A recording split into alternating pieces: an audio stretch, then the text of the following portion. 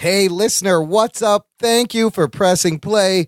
This week on the Jock and Nerd podcast, we are joined by podcaster Hammond Chamberlain to geek out over the latest news about Todd McFarlane's Spawn movie, more on the Spider-Man Homecoming sequel, Jason Momoa's Crow reboot, and The Walking Dead, plus our full spoiler review of Solo, a Star Wars story, all in this edition of the Jock and Nerd Weekly for Thursday, May 31st, 2018. Roll tape.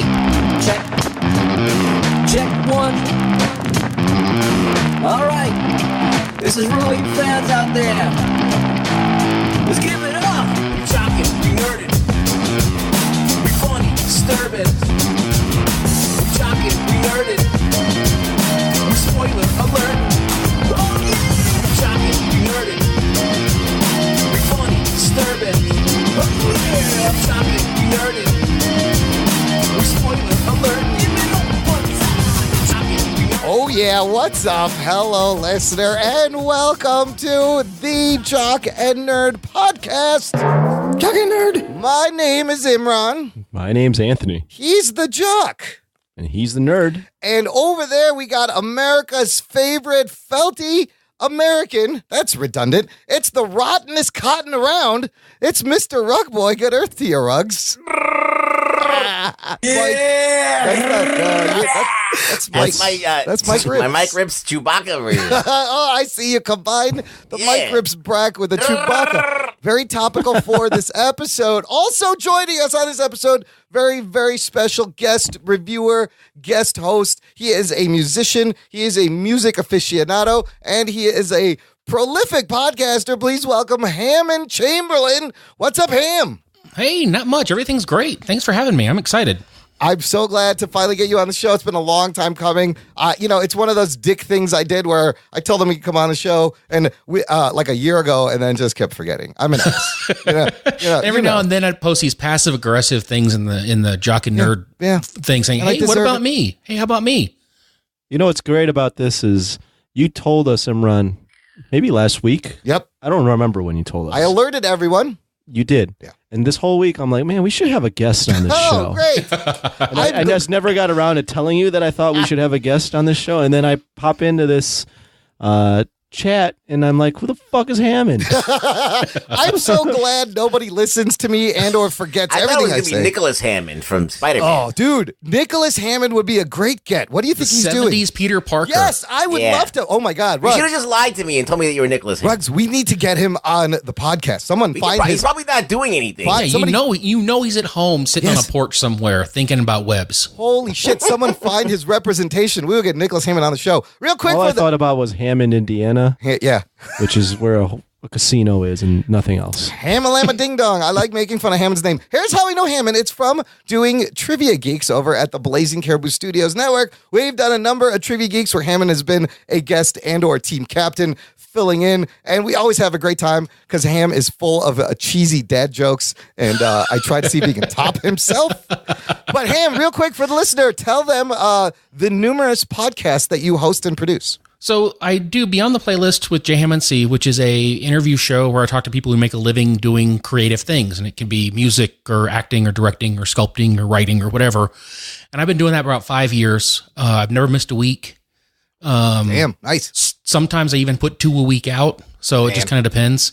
Yeah. I also do soundography with Brian Ibbett, and that's a crash course in popular music, one band at a time. And then I host a series of shows called Climb Out to Sobriety, and it's me and a bunch of therapists talking about maintaining long-term sobriety. Damn, look, Hammond is actually doing some good with that last podcast, unlike us just telling fucking dick jokes on the internet. But, dude, Brian Ibbett, let me just tell you, that is very impressive because way back 10 years ago when I started listening to podcasts in 2005, one of my favorite podcasts was Coverville, hosted by Brian Ibbett. And it was just a show about bands covering other bands. And you would discover amazing music there. And it's amazing to think that 15 years later, Brian Ibbett is still podcasting. I know he's on the Morning Stream, which is kind of a popular daily podcast. They do it 4 days a week. But how did you meet Brian Ibbett? So I went to Nerdtacular in 2013, and I gave him a... Gesundheit. I went to I gave him a package of 17 discs. Nice package. of an artist that we both like. And one of the discs was a CD of nothing but covers of this one song that this guy had written. Okay. And so we started talking about music right off the bat, and he realized that I was maybe as knowledgeable, but just in a different direction. I feel like in 1984, he broke toward indie pop, and I broke toward heavy metal and musicals. Yeah. And he and I continued talking. We did a show about Kevin Gilbert on Beyond the Playlist, and about a year later, we started Soundography. That's fantastic. Hammond knows a lot about music, so we are happy to have you on. For the new listener, if this is the first show you're checking out, Are we talking about music on this show? We're not talking about music. It could come up. You never know. This show gives you comic book and superhero TV and movie reviews. And what is the tagline? I'm fucking it up. The fuck's this guy doing here? Will you say the tagline? Does anybody know it? Can anybody help me out? Reviews and whatever we choose, There we son of a bitch. So look, this show, we got a little bit of geek news to go over. I'm kidding, Hammond, by the way. Oh, no, I know. Believe me, I've worked long enough in law enforcement to know that when you get kicked, it's usually because they like you. That's right. Mm-hmm. They pull on your hair. That means they have a crush on you. Look, we have some... What about when you get a finger up your butt? Well... That's just when you're getting searched. All right. That means you're in a cavity search and you probably made a wrong choice. Or you're at a rest stop somewhere. And you end up owing them $5. Was it? Yeah. Was it voluntary? I don't know. This show, we got your foot just the right way. Slow news week, so we have a little bit of geek news, and then we're going to give you a full spoiler review of Solo, the long-awaited paper cup documentary. I can't tell you how long I've been waiting to find out the story behind those red paper cups I see. They're plastic, you idiot. Plastic. You are stupid. That was in the first part of the documentary. That was totally immortalized by Toby Keith.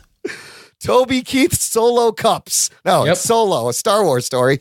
But if you haven't seen the movie, listener, don't worry. Again, you can listen to the first part of the show. We're going to geek out about general geek news topics. Make sure you visit our website, jockandnerd.com, for the show notes, which will have links to everything we talk about, how to subscribe in Apple Podcasts, Spotify, Stitcher, so you don't miss a show. Hammond, before we get started, let me ask you this. Are you a fan of the Wolverine character? I am a fan of the Wolverine. For most of my college career and some of high school, I collected the miniseries and that first initial run. Yes, Frank Miller, Chris Claremont, amazing miniseries. Okay, that's good. Second question, are you a fan of audio drama podcasts? I sure can be. Oh my God. Well, get excited, Hammond. What if I was to tell you, you could get a free month of Stitcher Premium. If you go to Stitcher.com/premium, use the promo code NERD anytime before September 2018, and you get a free month of Stitcher. You can binge all 10 episodes of Marvel's first audio drama podcast called Wolverine, The Long Night. How excited does that make you, Hammond? When I read this, I actually got super geeked about it because it's a new way of experiencing kind of that comic book feel in a different format. And I'm actually really excited about it. Dude, it's very good. I've listened to the all 10 episodes in the after show, and the audio, the sound design is amazing. If you listen to headphones, it's very immersive. Fucking great show. Stitcher.com/premium. Use the promo code NERD. Get yourself a free month. And then one last thing, I got to give a shout out to listener and our buddy Michael Cherkowski of thevampirerobots.com, because over the summer he's got a ton of orders. If you go visit that site, he sells awesome Godzilla figurines and Marvel figurines and lots of cool toys, and he goes to conventions. Every order that goes out this summer, he will be putting a Jock and Nerd little business card for us. Thank you so much, Michael Cherkowski. We're going to see him in July at G-Fest in Chicago, July 13th through the 15th. If you want to come down, say hi. John Bellotti will be there. Nick Shev will probably be there. Lenny will probably be there. I can't wait. Thanks. That's cool, man. Anthony, you going to make it out to the G-Fest this year? How you feeling? You know what? I might try to sneak in. Right. It's a fun time. You get some Gamera blood in the after. It's a time. It's time spent doing something. After Anthony did the unicorn there, he could never do it again. It's a one and done. Right. Listen, it's great people watching. So I'll probably be at G-Fest. Maybe we'll see you guys there. Okay. Maybe we'll see you guys. Imran will fit right in, and I'll be the more normal looking one. It's at the Murder Hotel near the O'Hare Airport. Oh, sorry. You didn't know about the Murder Hotel? there was a murder there between That's super deep cuts. There's probably a murder in every hotel. Yeah. They probably. I think you don't have a hotel until you get someone murdered in it. No, you don't. And, Can't even and you call it a ju- hotel. and for the love of God, don't bring a black light with you to any hotel room. No, please don't. It's like a Pollock painting. Yeah, unless you want to be skeeved out. Ew. And with that, let's get to the news. The Jock and Nerd Podcast. If you want to hang out with other listeners of the show, listener, if you enjoy, Do you think any of that music was played with a Chapman stick? No. None of it. That was those were two gypsy jazz guitars. I know for a fact because I They're recorded gypsies. it. They were Ugh, burn them at the gypsies. stake. They recorded that music and then they knocked me over the head and stole my recorder and ran off right afterwards. Oh, shit. But I Were should they have. from Poughkeepsie? No, not Poughkeepsie. That's what Poughkeepsie. It's pronounced Poughkeepsie. Oh, excuse me. Listener, if you want to hang out where all our listeners hang out and meet other listeners, we have a really awesome community we have built. It is a Facebook group called the Jock and Nerd Nation. It's We ain't build that shit. They built the it. listener. We just Yes. created a title and they built it. It is the most. Every day I am Narcissistic just son of a bitch. No, well, I opened it and the listeners. You're right, Anthony. I'll take that back. Our listeners have created an amazing community. It's a closed group. It's exclusive. Everyone's really cool. You will meet like-minded people. And I can't tell you, like, it's reached the tipping point where I cannot possibly read everything that's going on. It has a life of its own. Seth Morgan and Jess Rivera are hilarious together. I don't know if you scroll through some of their commentary back and forth. Holy shit. But this week, I got to welcome some new members. Listeners that have joined. Welcome Dimone King, Josh Michelini, Carlos M. Hilario, and here's where it gets super tricky. This next person has an Irish name. Let me spell it for you. Maybe you guys can help me pronounce it. First name, Cira with an accent mark N. Okay. Syrian. Is that Syrian?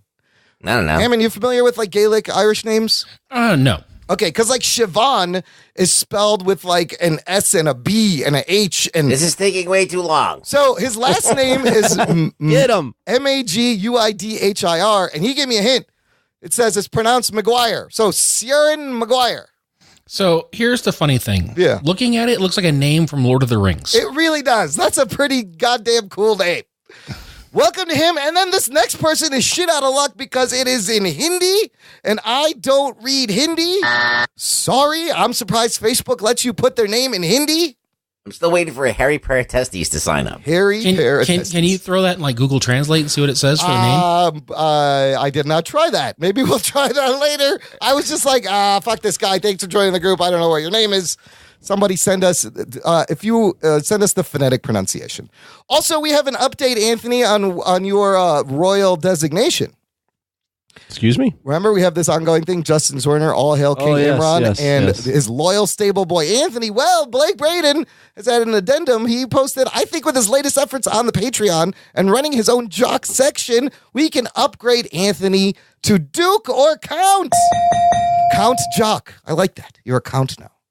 I think Hey. Duke Jock sounds better. Duke Jock. It's like a DJ. Duke Jock. Duke Jock. That sounds like a douchebag name, too. Well, Duke Anthony would be Duke Anthony. Duke Yeah. Jock. DJ Duke. That's his EDM DJ name. DJ Khaled. DJ Duke Anthony DJ on the Duke mic. on the 2 and 2s. We're going to keep this other bit Blake Braden suggested going. And the segment is Rug Boy reads tweets by Stan Lee at Stan Lee. Last week was a fantastic read, Rugs. Great tweet. How about you click the link and Rug Boy's choice. Pick a good one. Pick a crazy one. Let's hear Stan Lee read Stan Lee. I've been learning new dance moves from John Travolta thanks to my dear friend and partner, Kaya Morgan. So John Travolta came over and Excelsior. yeah, the Excelsior. Yeah. So Stan Lee and John Travolta are hanging out and they're doing like the Pulp Fiction dance. Is that what's going on? You know how he says Twitter? Yeah, He says Twitter. Yeah.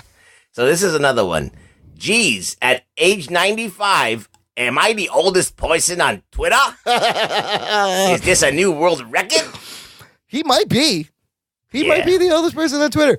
I guess he's tweeting. Good for him. All the tweets are hilarious, actually. It's got to be really him tweeting now. Yeah, well, I can't I'm imagine. glad that he's on Twitter. I'm glad that he's, we'll know when he finally kicks it is when the tweets stop, I When you guess. finished wiping my ass, could you hand me my phone so I can make a statement on Twitter. I gotta post my bowel movement on the Twitters. It was really firm today. It was a 6. It was firmer than Ben Grimm's hide. It was a 6 on the Bristol Myers chart. I had a lot of fiber. All right, let's get into the first actual piece of news. And it was All right. something. What are we doing? I don't know. Dude, this I took it to a weird place. Yeah, It's that's good. That's fine. That's why we have you, Rugs.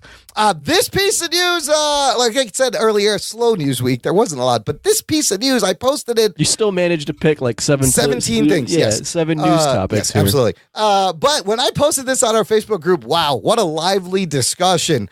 From Deadline, apparently Jamie Foxx is set to star as Spawn in Todd McFarlane's dark Blumhouse adaptation of Spawn. Who said oof? Hammond, was that you? Me. Oh, That was me. Okay, Ruggs, well, start it off with your thoughts. Why oof? No, I'm just kidding. I mean, like, Jamie Foxx can do a lot of shit. He's good. He can be good. He's been Willie Beeman. He's been Ray all the different Charles. serious roles. Yeah. He's killed it in serious roles. Didn't he play Tubbs too? He played Tubbs in Miami Vice, yes. That's true. Yes. That's true. So he can Django. pull it off. Yeah. He was in Django. He's Django Collateral. He plays, he's great in So I Collateral. mean, this is in his wheelhouse. He could do it. It's just not the guy that I would probably tap for it. But we'll see what happens. Well, here's the thing. This is the movie that McFarlane and Blumhouse, they're pretty much, it's a low-budget R-rated horror movie. $10 to $12 million estimated budget. McFarlane's not only writing, but he's directing. And that fact actually has me more worried than fucking Jamie Foxx's Spawn. That's great. Let him do whatever he wants. Clearly, he's a comic book fan. He wants to make up for being Electro in the Amazing Yeah, Spider-Man. that's where he soured me pretty 2. much. Yeah, and that's not his fault, though. No, but he probably. Anthony, what do you think, Jamie Foxx, as a Spawn that's in the background that maybe we're not going to see a lot of in this movie? I think that's the only way they can afford him. Yeah, with $12 million budget, how are you paying this guy? Because they're basically like, hey, we were not going to use you for about 80% of the movie. Will you take this? Yeah. We only need you for like this amount. That's the only way they're affording Jamie Foxx with the $12 million budget. That, and I had to go back. Yes, maybe it's not completely his fault, but I mean, that was him acting like he was in Batman and Robin. A little bit. It was a Schumacher delivery. He was delivering his best Schumacher version of Electro. Over the so- top. Yeah. So it wasn't like, I mean, he is a man with free will. He decided to do that way. Hammond, let me ask you this. Do you think Fox is like hard up and desperate for money? Or does he have so much money that he's just like, I'm going to do whatever I want. I'm going to host this show, Beat Shazam, for no reason, because it's fun. I love comics. I want to do Spawn. I think he's doing it for fun. I don't think this is a moneymaker for him. I think this is a project that he wants to do. Someone approached him with it and said, let's do something creepy. Let's do something different. He said, I'm in. He wants to be a superhero. I think he does. Yeah, I think he does want to jump into a superhero mask. And, you know, I got to tell you, although the movie wasn't great, Michael Jai White did a great job as Spawn. Yeah, I mean, it's very dated, of the time. And that brings up the question, like, they did practical effects for that movie, aside from the cape, which is like, it stuck out how CGI it is. Do we want to see a practical effect Spawn this time, or is it going to be CGI? And with $12 million, what can you really do, really? I really don't think it really matters. No. I think it's going to have to be a hybrid. And I think it's going to be, as far as the effects go, it has to be better than the last one. I just hope the story holds up, because telling a Spawn story takes some nuance, and the cartoon was able to do it. The cartoon was amazing. The And, movie did not have that nuance. No, and it takes nuance. I mean, the minute you put Spawn on a motorcycle, you lose me. Yeah, That's true. Yeah, it's a good point. And the cartoon was amazing. McFarlane, amazing artist. Mm-hmm. Okay writer. Mm-hmm. Can he fucking direct a movie? I don't know. He better surround himself with fucking experienced people. Look, I mean, the idea of Spawn is a really weird idea, but for some reason it's transcended. Like we know the story. He's a guy who went to hell Al and Simmons. came back, Yeah. and now is a representative of hell, and he's using those powers to beat up bad guys. And there's demons, so it's like there is a story there.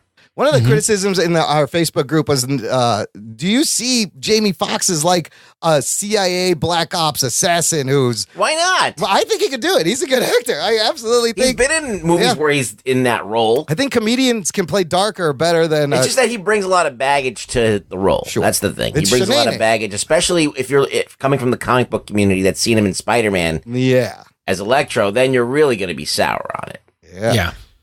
Last question. Let me ask all you this. Anthony, I'll start with you. Can McFarlane make Spawn relevant again with this? Are people even going to know who Spawn is unless you've been following him for the last 20 years? You know what? I just don't see Spawn ever becoming more than It doesn't need to be really. niche character that he is. And It's such a low budget movie. Right. It doesn't need to be a huge hit. It just has to make some money. He makes They're not. 50 Yeah, they're million. not looking. Yeah, they're not looking for a home run when Right. you have a $12 million budget. You know, what you could do with this, though, and I think it would be better, is if they put a little bit more money into it and let Netflix release it as a 4 or 5 episode miniseries. That's not a bad idea, too. That could do well. And, yeah, I mean... It would probably get more pub with that idea than releasing as a $12 million But budget Blumhouse movie. has got this clout with Get Out, and they want like another kind of hit for them. I don't know if it's going to be this movie. No, it's no way. This is going to be this is going to rank like the sequel to that Strangers film. It's going to be the people who know it will see it, and those who don't won't even know what you're talking about. Yep. He has my box office prediction is maybe 30 million. I mean, it doesn't. So if it costs 10 to 12 million, it's got to make 30 to 50 to like make its money back, and they'll be fine. Yeah, it will. He has a trilogy in mind, and it's kind of interesting because he said he's not going to do an origin in the first movie. He just wants to get in, and possibly Twitch, the detective, will be the lead, and Spawn's kind of like his enemy, his ally. He's in the background. You just see him here and there. So it's the Batman Gordon relationship. A little bit. It's absolutely the same thing. Just you barely see Batman. Yeah. But good for Jamie Foxx. Like I think he really loves comics, and ever since from In Living Color, I've loved the Jamie Foxx and he's picked interesting things. So I don't know when this fucking movie's coming out. Maybe next year, maybe the next year, the year after. But that was interesting. Let's move on to some Spider-Man Homecoming sequel news. Follow up from last week where we talked about Jake Gyllenhaal in talks to play Mysterio and how maybe they're going to create the Sinister Six in the third movie. There is a huge plot leaks online from a Redditor. Don't worry.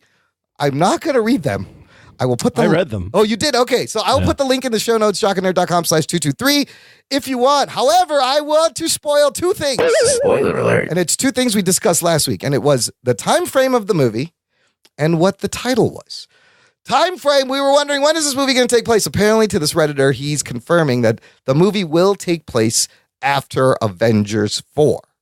Okay. So I think we all, do with that what you will. So empty the dustbuster and bring back Spider-Man. Yes, they're going to go and put all the pieces back together. Look, if you are a comic book Hammond fan, has a real nice mic. he does. Hammond He is sounds good. dude, he's a music nerd. He's got to have the best fucking equipment.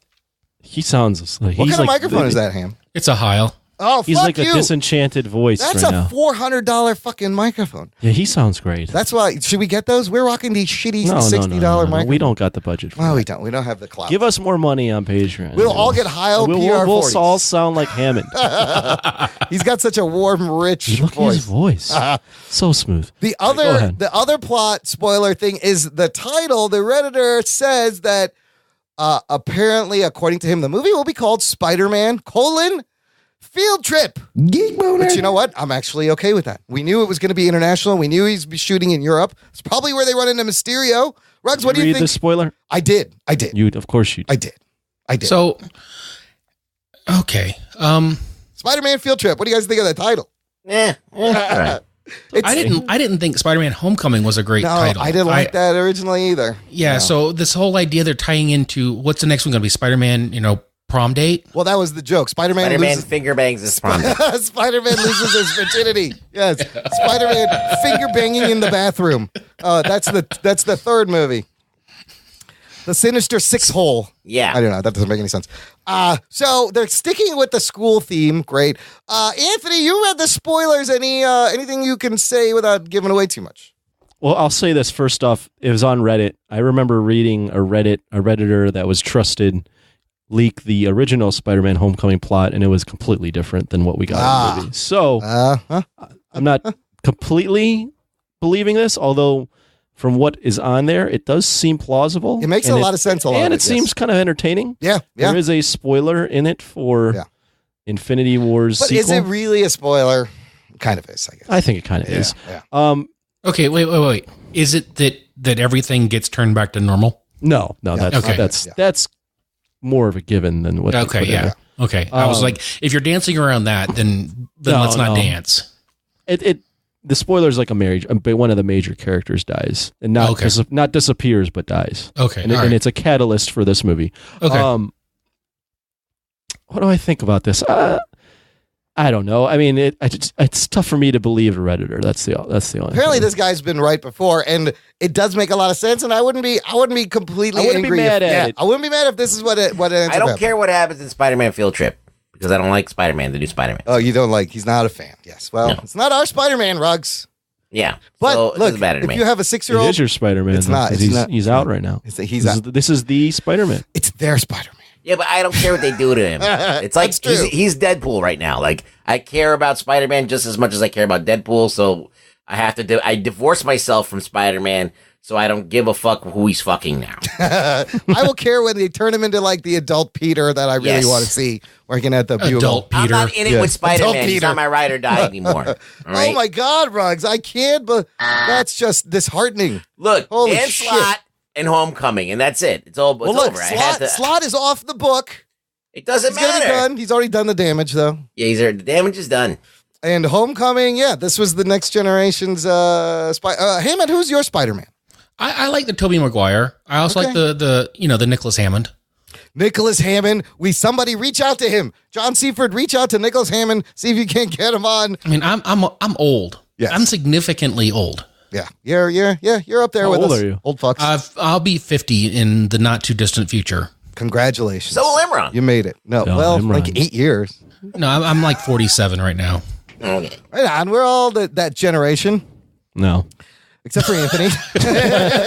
Anthony just like, no. Like I watched the Planet of the Apes in the TV series in its original run. Wow, when it first ran. Yeah. Okay, I saw the reruns, Yeah. not the first run. Okay, moving on to some news about a movie that we are going to review on the Patreon because one day because two of our $10 patrons have requested us to review The Crow, Brandon Lee from 1994.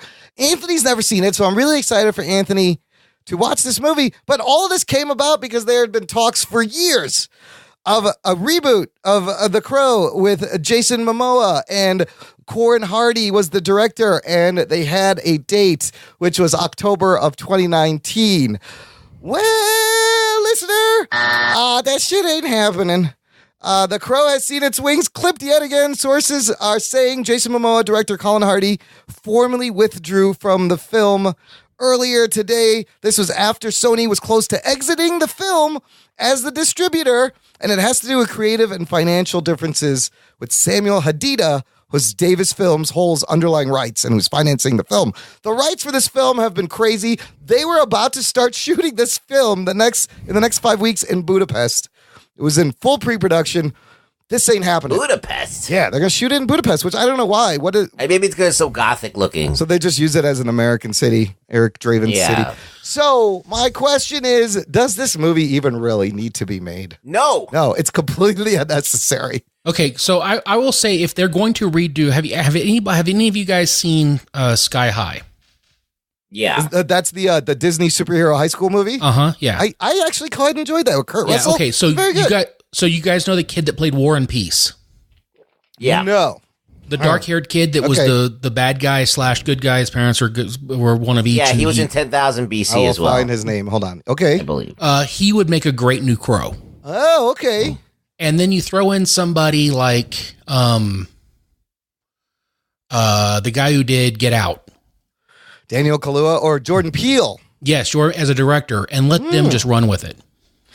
So, look, my thing is, why are you rebooting The Crow? Why not make a new Crow? The whole thing seems kind of unnecessary, and if it never gets done, I wouldn't be mad. Well, I just rewatched the original Crow like the other day. Yeah, I got to watch that again too. And there's no reason to remake that movie. No. Nope. It's a great version of The Crow. And actually, I actually owned the Stairway to Heaven, the Crow TV show. And is that any good?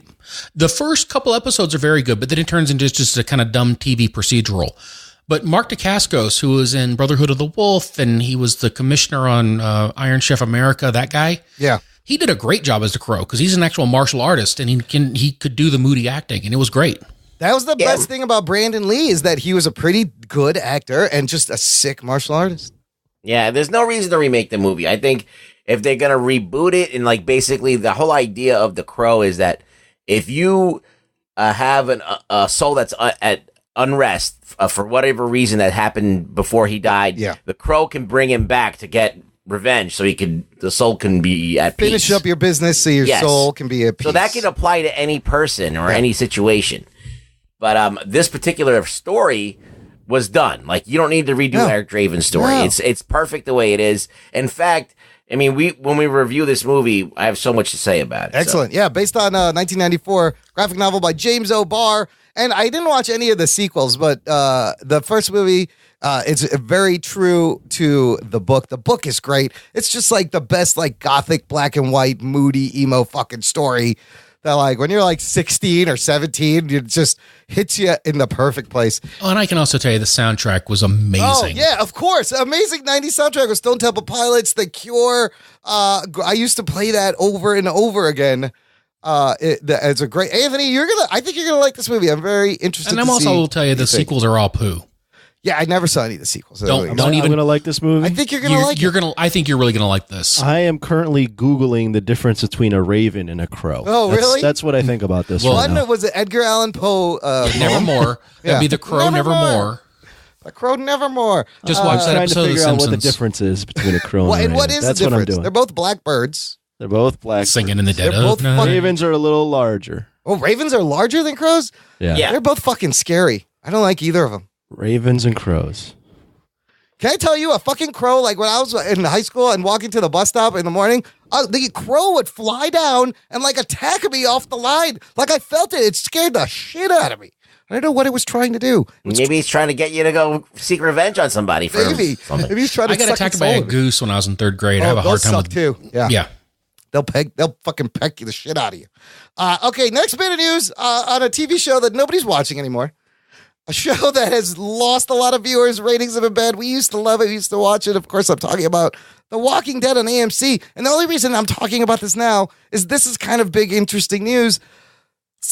Andrew Lincoln, Rick, reportedly being phased out after season 9. He's only going to be in a couple of episodes, and also a rumor of Lauren Cohan, Maggie also leaving.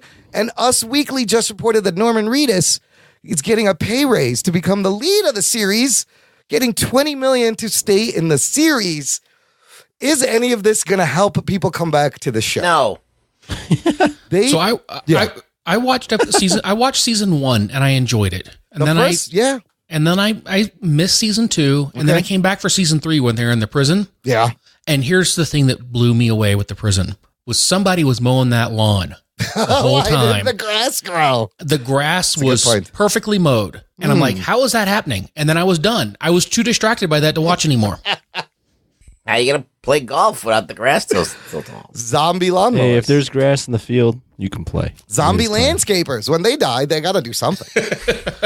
Look, they decided to make a TV show. Where's Judith? Where's the lawnmower? Carl, go mow that lawn. Oh, rest in peace, Carl. Carl. Look, Morgan left the show. He's on Fear the Walking Dead. I've watched up to He's on Fear? Yeah. He left. There was a time. Why? I don't fucking know. He left. There was a time jump in the other show, and now they met, and that was the crossover. And I was going to watch that, but then I completely lost interest. But Rick Grimes is leaving and Maggie's leaving. Yeah. Daryl's going to be the lead. Which is a character that's not in the comic book, that's created for the show. I don't know. I don't know if I'm going to keep watching. I don't know. You're still watching? I watched all of The Walking Dead up until last season 8. I did watch all that. Did you watch? You watched all those episodes too? You watched all the irrelevant Walking Dead. I watched all the irrelevant Walking Dead. They said that the ratings dipped down to season 1. Oh shit! Ratings this last season. So I have a question. What other than them being horrible to each other? Yeah. What is it about? Nothing really. It's how humans would act. Yeah. in an apocalyptic scenario with no rules and no People government. are the But the thing is, we've done it for like so many seasons that we've seen every scenario play out. There's nothing new correct. Yeah. happening, and you can't really go anywhere with it. I think it's run its course. You can't cure people. You can't do any of that. So it's just nothing's going to change. I mean, Well, it's also the format. I'll be a quick critical analysis of Walking Dead. A lot of it's drawn out. Like a lot of their episodes, they'll what do we used to call that? Fluff? Stuffer? Decompressed. Yeah, so you'd have a big episode with all these characters, and then the next episode would be focused on like two of They them. just stretch it out. And then the next episode would be focused on another two, and then then you wouldn't have a continuation of story necessarily. It's almost hard. It was hard to remember. They would have 90-minute Well, it's episodes. not hard to remember. It was just filler. It was just a lot of fluff. They would have 90-minute episodes that did not need to be 90 minutes. Like, you want more content, they just spread everything out even more. And they started going to real cheap tactics of hyping up something that was going to happen, and then that final episode, that thing that was going to happen. Oh, wait till next season to find out what happened. Really, here's the thing, though: is I really enjoyed the Ash versus Evil Dead run. They were 30-minute episodes. Yep, they were in, they were out. They were kind of funny. There was a little bit of gore, and you were done. That's a great show, and that ended too. I think it had this last it did. season. It's done. I haven't watched the last season. And it's different. It's just as gory, but it doesn't take itself seriously. Yeah, and it cuts it, and it knows its time limit as far as the content's concerned. It's 30 minutes. Right. You're in, It you're out. moves, You've got story. A lot of shit happens. I mean, they're probably going to do the Whispers, and the one shining thing is that Scott Gimple is not on the show running. And I think he just trolled the shit out of It's the going audience. to be a while before the stench of him goes away, though. Yeah, I don't know. I mean, How many more seasons does this show have on it? Well, that's the thing is Robert. They making the show of Robert Kirkman's series, which he said this is a zombie story that never ends. So it could go on forever, but it shouldn't. It should have been over. I think it's past its prime already. they pissed a lot of people off with. I feel the like Negan kill. I think 6 seasons is about all you could take of this. I think they've moved I into agree. now no man's land, and I think they're going to really start losing people.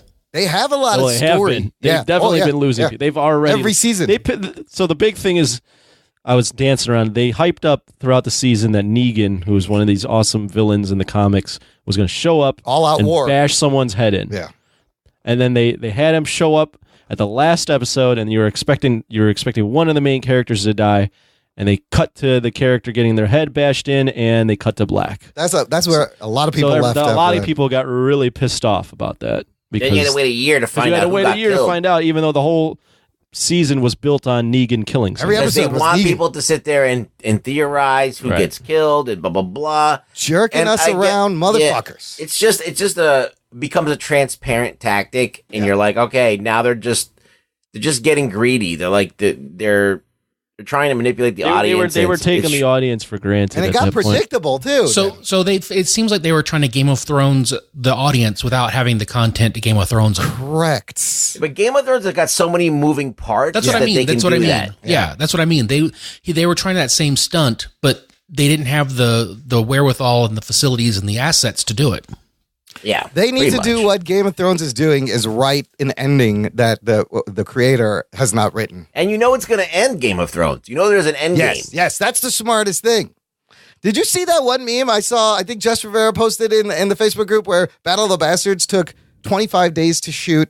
They just finished shooting a battle. 55-day shoot for one battle. Oh, it's going to be epic. Holy shit. That's because a Mother of Dragons is too busy running a crime syndicate in space. Well, she's a crime syndicate in space, and then Sansa is Dark Phoenix over there, and what's her name? Maisie Williams was in that New Mutants that got pushed back to like who knows when. Oh, is that the horror movie New Mutants? Yeah, but it got pushed back way back. But she's in that. You ain't and seen that for a while. I don't know when the fuck that's coming out. It's done. It's done. All these movies are getting reshot. So whatever. Walking Dead. I don't know. I think I may be done. I don't think I'm gonna start watching when it comes back. I don't care anymore. I don't care. Last two things before we take a quick break. The MCU, of course, influential amongst shared universes, amongst filmic properties, amongst other places trying to recreate this. Also influential amongst parents having babies last year. Oh shit. baby names based on Marvel characters were very popular according to the U.S. Social Security Administration. Check this out. The most popular baby names last year, Parker for boys and girls. I kind of like that. That gives me a geek boner. I think it's weird. Second most popular name, Wade. After Wade Wilson. Other baby names from the MCU last year, Natasha. That's kind of normal. Pepper. Banner. There's Loki. Valkyrie. Somebody named, a bunch of people named their kid Rocket. And Marvel, and here's the kicker. 6 babies in 2017 were named Hawkeye. Oh, shit. Which I can't wait till they go to job interviews. That's going to be great. Why are we discussing parents being stupid? I told you, slow news week. So, so then don't discuss this. But maybe they're not Marvel fans. Maybe they're fans of MASH. Oh, maybe they're like the Hawkeye fan. I just think the guy comes in and he's like, hey, Mr. Johnson, thanks for coming to this interview. Oh, please call me Hawkeye. Yeah, well, we're done here. We'll get back to you. Thanks. The door's So over can there. you shorten that? Or are you going to call him I or Hawk? Or AI. Hawk. I Right. know way too many Logans.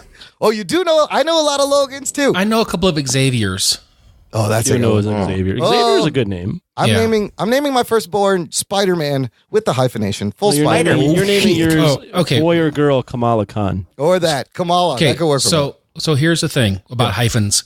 I was working in a place, and this girl came in, and her name was spelled LA-A.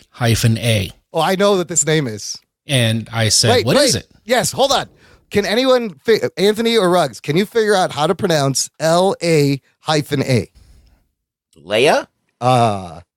Anthony, what's your guess? Also incorrect. Hammond, how about you give us the correct pronunciation? LaDasha. That's absolutely right. That Oh, is no. a fucking name. Yes, LaDasha. Exactly why you think it's LaDasha. Oh my Oh, God. God. Yeah, I've seen that. I've seen that written down on like official paperwork. Yep. It's amazing. Okay. What is that movie where all the kids or the people are fucking that shouldn't have kids? Oh, Idiocracy. Idiocracy. This is happening. Listen, Yeah. when no, we're way past that. When there's a photo we're of already Kim there. Kardashian and Donald Trump in the Oval Office, we are way the fuck past Idiocracy. Actually, I my wish favorite we could go back. My favorite picture from that was when the McMahons came to visit Oh Jesus, from yeah. WWF or E. And the meme said that 7 out of 10 people in this room have been given the Stone Cold Stunner. Wasn't there one with like Ted Nugent, Sarah Palin? I Yeah. was like, what? Like we are way past Idiocracy. Yeah. Holy shit. Okay, last bad. thing. I got Bad. another audio meme to fuck with your head, just like Yanni and Laurel. That was our one-day obsession. I'm going to play this clip, and before telling you what this says, I want to know what you think they are saying.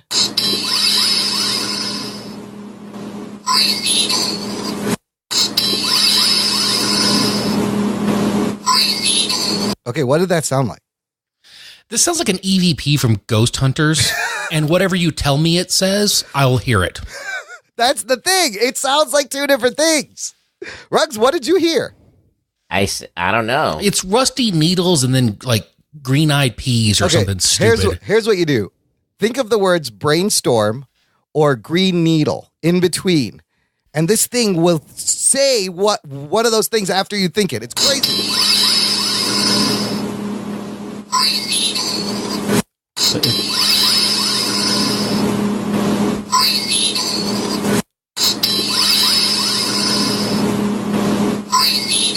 See, All right, enough. That was weird because I thought brainstorm, then green needle, and brainstorm, and that's what I heard.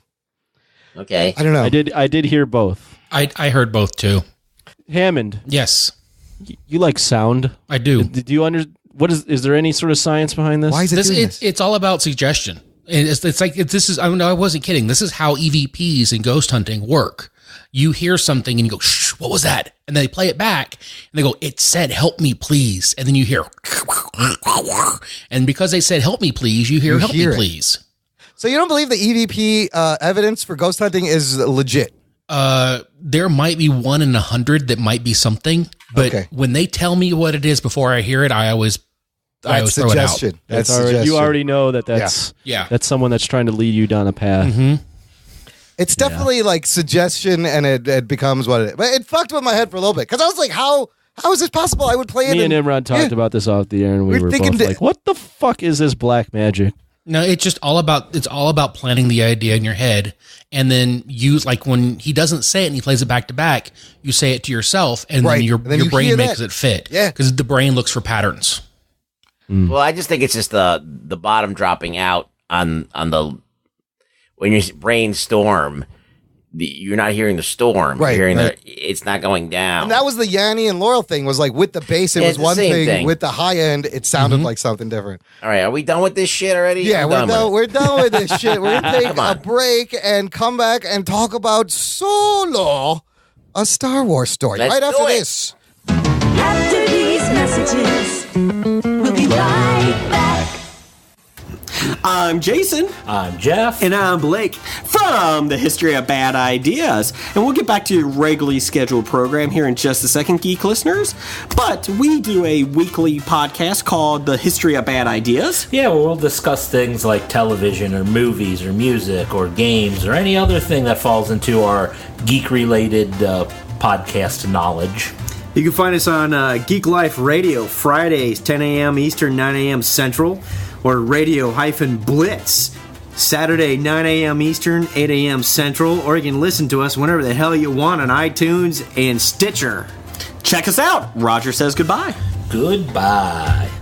Hi, I'm Drew. I'm Nate. And I'm Tanner, and we are the hosts of Headline Heroes. Every week we take a bizarre, out there article. Germans build underground pipeline for beer. And attempt to create a superhero or villain. The obvious one is that they have a giant robot that runs off of beer. Along the way, we discuss powers, design a costume, and of course, struggle with a name. Gram Sam?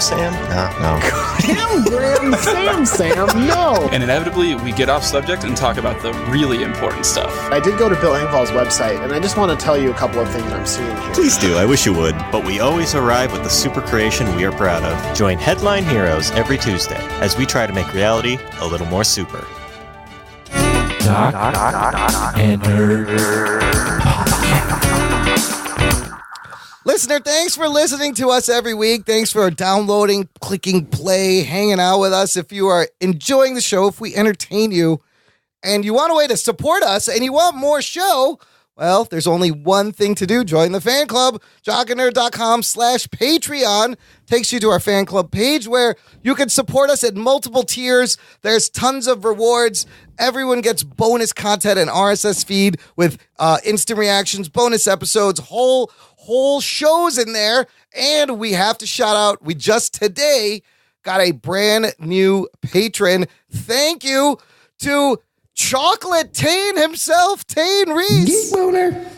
Joining. Hey. Yeah, remember Tane? He joined the fan club today and he wrote in. He said, "Hey guys, this was just in case you forgot about me. Still a loyal listener from the bowels of South Dakota." Oh, the taint. I'll start talking taint himself. the taint himself. I'll start talking to myself again in preparation for being on the show. Yes, that was a setup segue.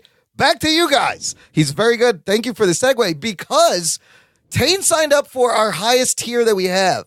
And Jesus Christ. It's kind of a new tier. $30 a month. He signed up for. Thank you very much. This is the highest tier. This is what you get when you sign up for $30 a month. It's cumulative, so you get everything and all the other tiers. He gets a shout out on the show. He gets his name on our website. He gets the bonus RSS feed with bonus content. Tane, you're going to get stickers. You can pick a movie for us to review. Stickers. People love the stickers, Anthony. I was right. I had a good idea. He can come on the show or hang out with us in a Google Hangout, and he will get a T-shirt, and he gets naming rights to Anthony's firstborn child. Oh, shit. I made that last one up, maybe, unless Anthony's okay with that. I don't know. Depends on the name. Your kid will be named Hawkeye, Xavier, Logan, Peter, Johnson. I'd like it to be my kid Loki, Natasha This Pepper. is Tane. Taint, Hawkeye Taint. This is, Hawkeye's taint. Hawkeye's Taint will be the name of the baby. Anyways, if you want all that stuff, listener, sign up now. There's lots of great content. The instant reactions to Solo are up there. We have a whole bonus episode where I didn't have to do any work. I did a little bit of work. But Anthony, I'm so proud of you. Anthony and listener Chaz Hubbard got together. Anthony, tell them about this little bonus sports episode. Yeah, real quick. So on the Jock and Nerd Nation page, there was some interest in hearing more sports talk from me. So Chaz, who's a loyal listener and patron, messaged me and said, "Hey, I I'd be interested in doing a sports segment with you. So we decided to chat online, and we recorded something just right off the cuff without even really ever talking to one another, and we put it online, and we'll be doing some sports clips here and there whenever there's relevant shit to talk about. You're gonna live broadcast maybe some major sporting event? No. Like a watch along? No. Look, this will probably be like 20 to 30-minute segments. Too much work for Anthony. Yeah, I'm not gonna. If I'm watching the game, I'm not gonna talk to anybody. I am just so proud and impressed that Anthony did a whole thing by himself. I did have to edit it. I edited it a little bit, but really, you guys were on your own, and I was like, "Holy shit, there's content!" And I don't have to do anything. This was amazing. I have a clip from the episode, so we can kind of tease people to join the fan club. Here's a clip of that show.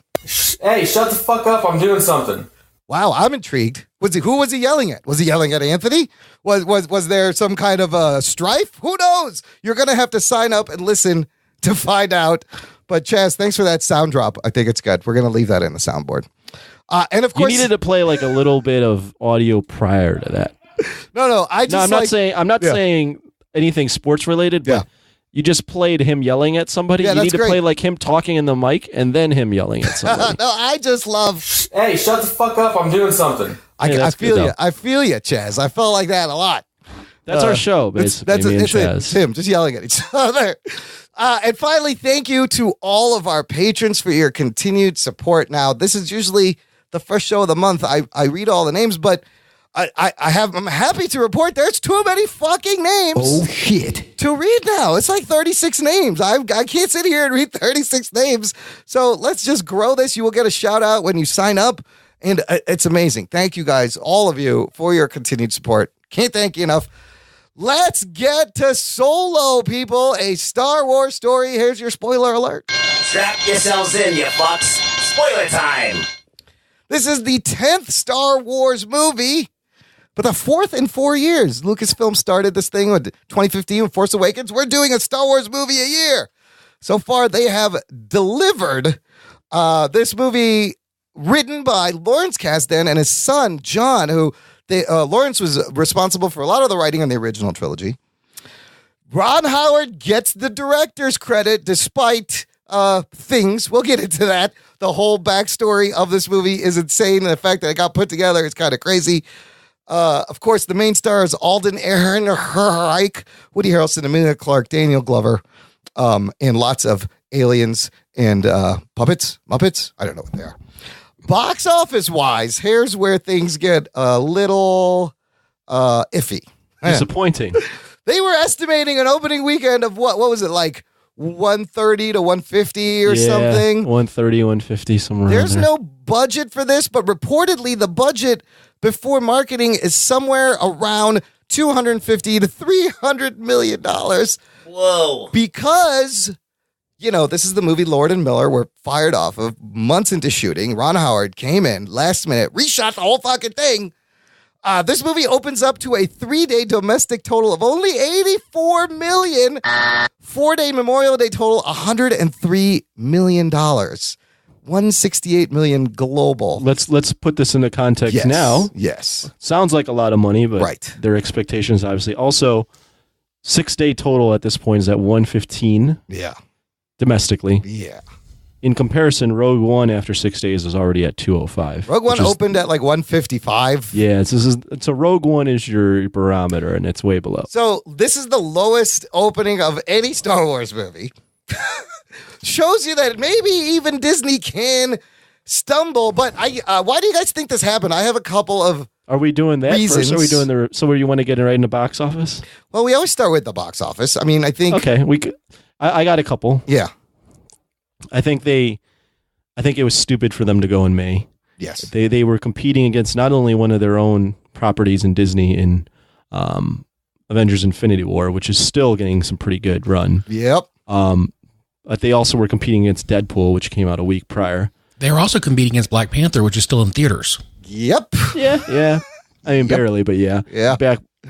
So that was dumb. I think they should have stuck with their December release dates. Yeah. Yeah. I also think that there might, it being so close to the last Star Wars movie. Yes. I think there might be a little bit of Star Wars fatigue. 5 months ago, Last Jedi came out. This is it may be a little bit too much. The Last Star Jedi, Wars. although making a lot of money, pissed off about half the audience. Yeah, so they had that negative. Very divisive, controversial. This wasn't coming off of like Avengers, for instance, where everyone's feeling really good, and then Iron Man 3 comes out and makes a ton of money because everyone's feeling really good about themselves.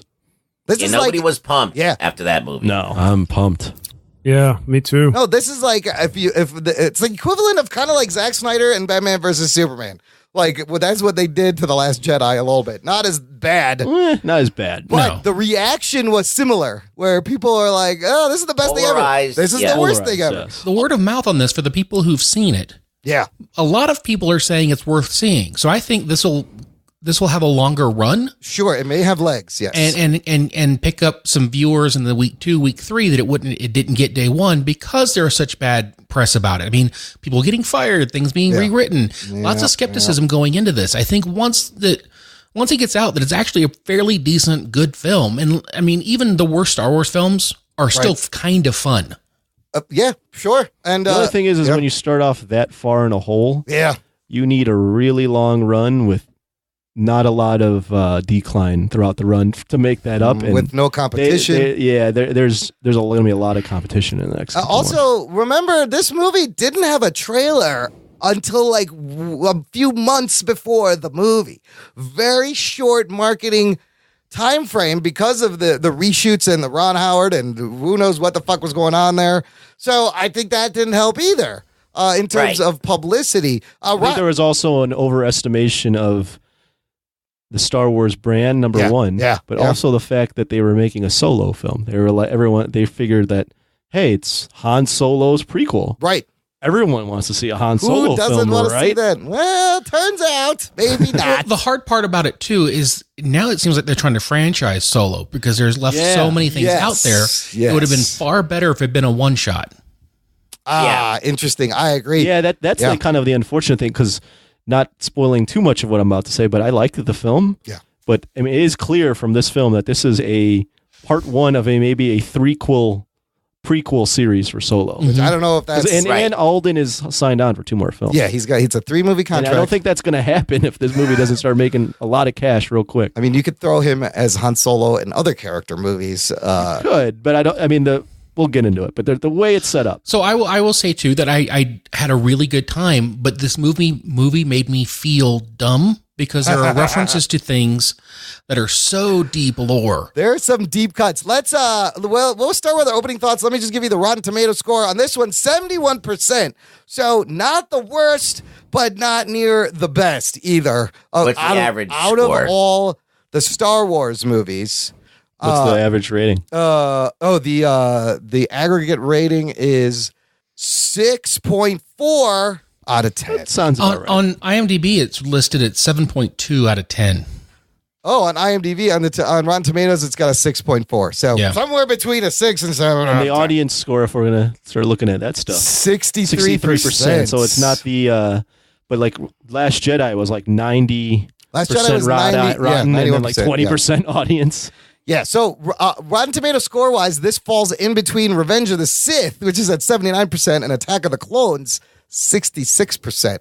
So it's at the bottom of the RT score. Hammond, that's what we do. We like to start with opening thoughts. We'll go around the room. So I want you to start with, how big of a Star Wars fan are you, just to set a baseline, and then overall thoughts coming out of this movie. What was going through your head? I was day and date for every single Star Wars film. Oh, did you see the original one in the theater? I did. Oh, boy. Oh, shit. That's special.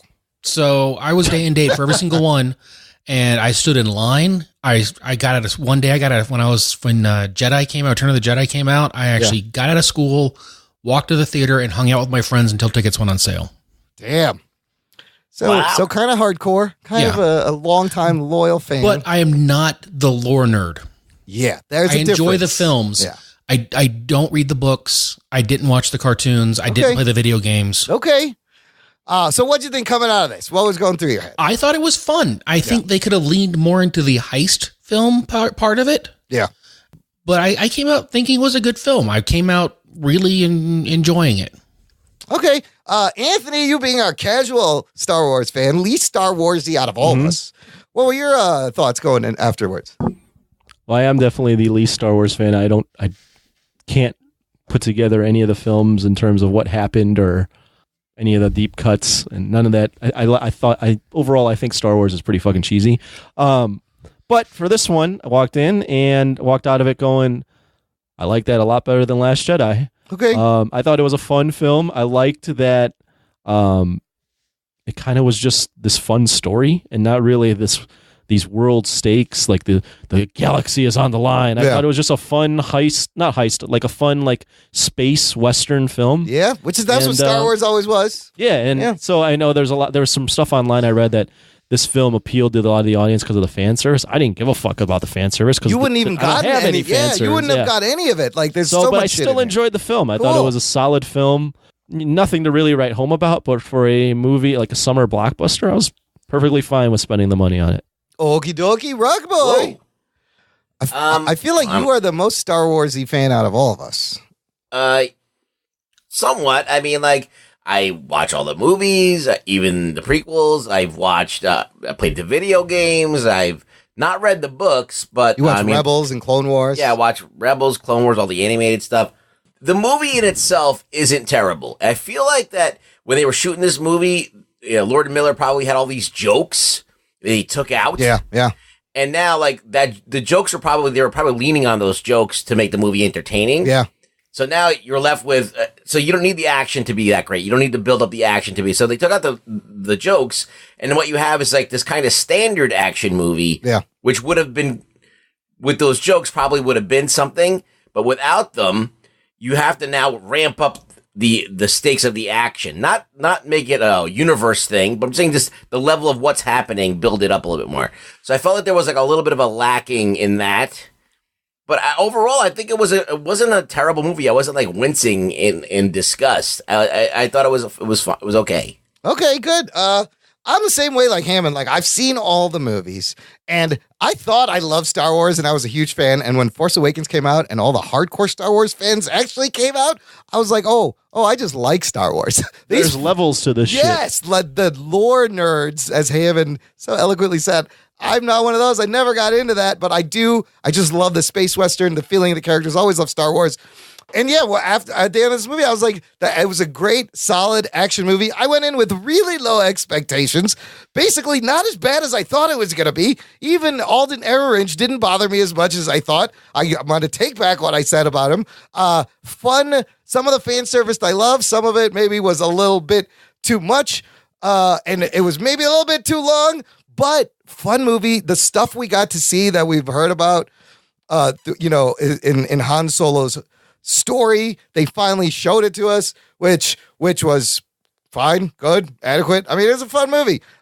Maybe a little disposable, but nonetheless, good Ron Howard action set pieces. It was weird though, with all the extra whistling and the narration about frozen banana stands. That was, I think you were watching Arrested Development. That's a different. It's not the right season 5 out on Netflix now. So let's start with the fan service. Anthony, you wouldn't have got a lot of it. Did you get any of it at all? Oh yeah, I mean, I understood it. I found the fan service to actually be a bit annoying. Yeah, just because it was like.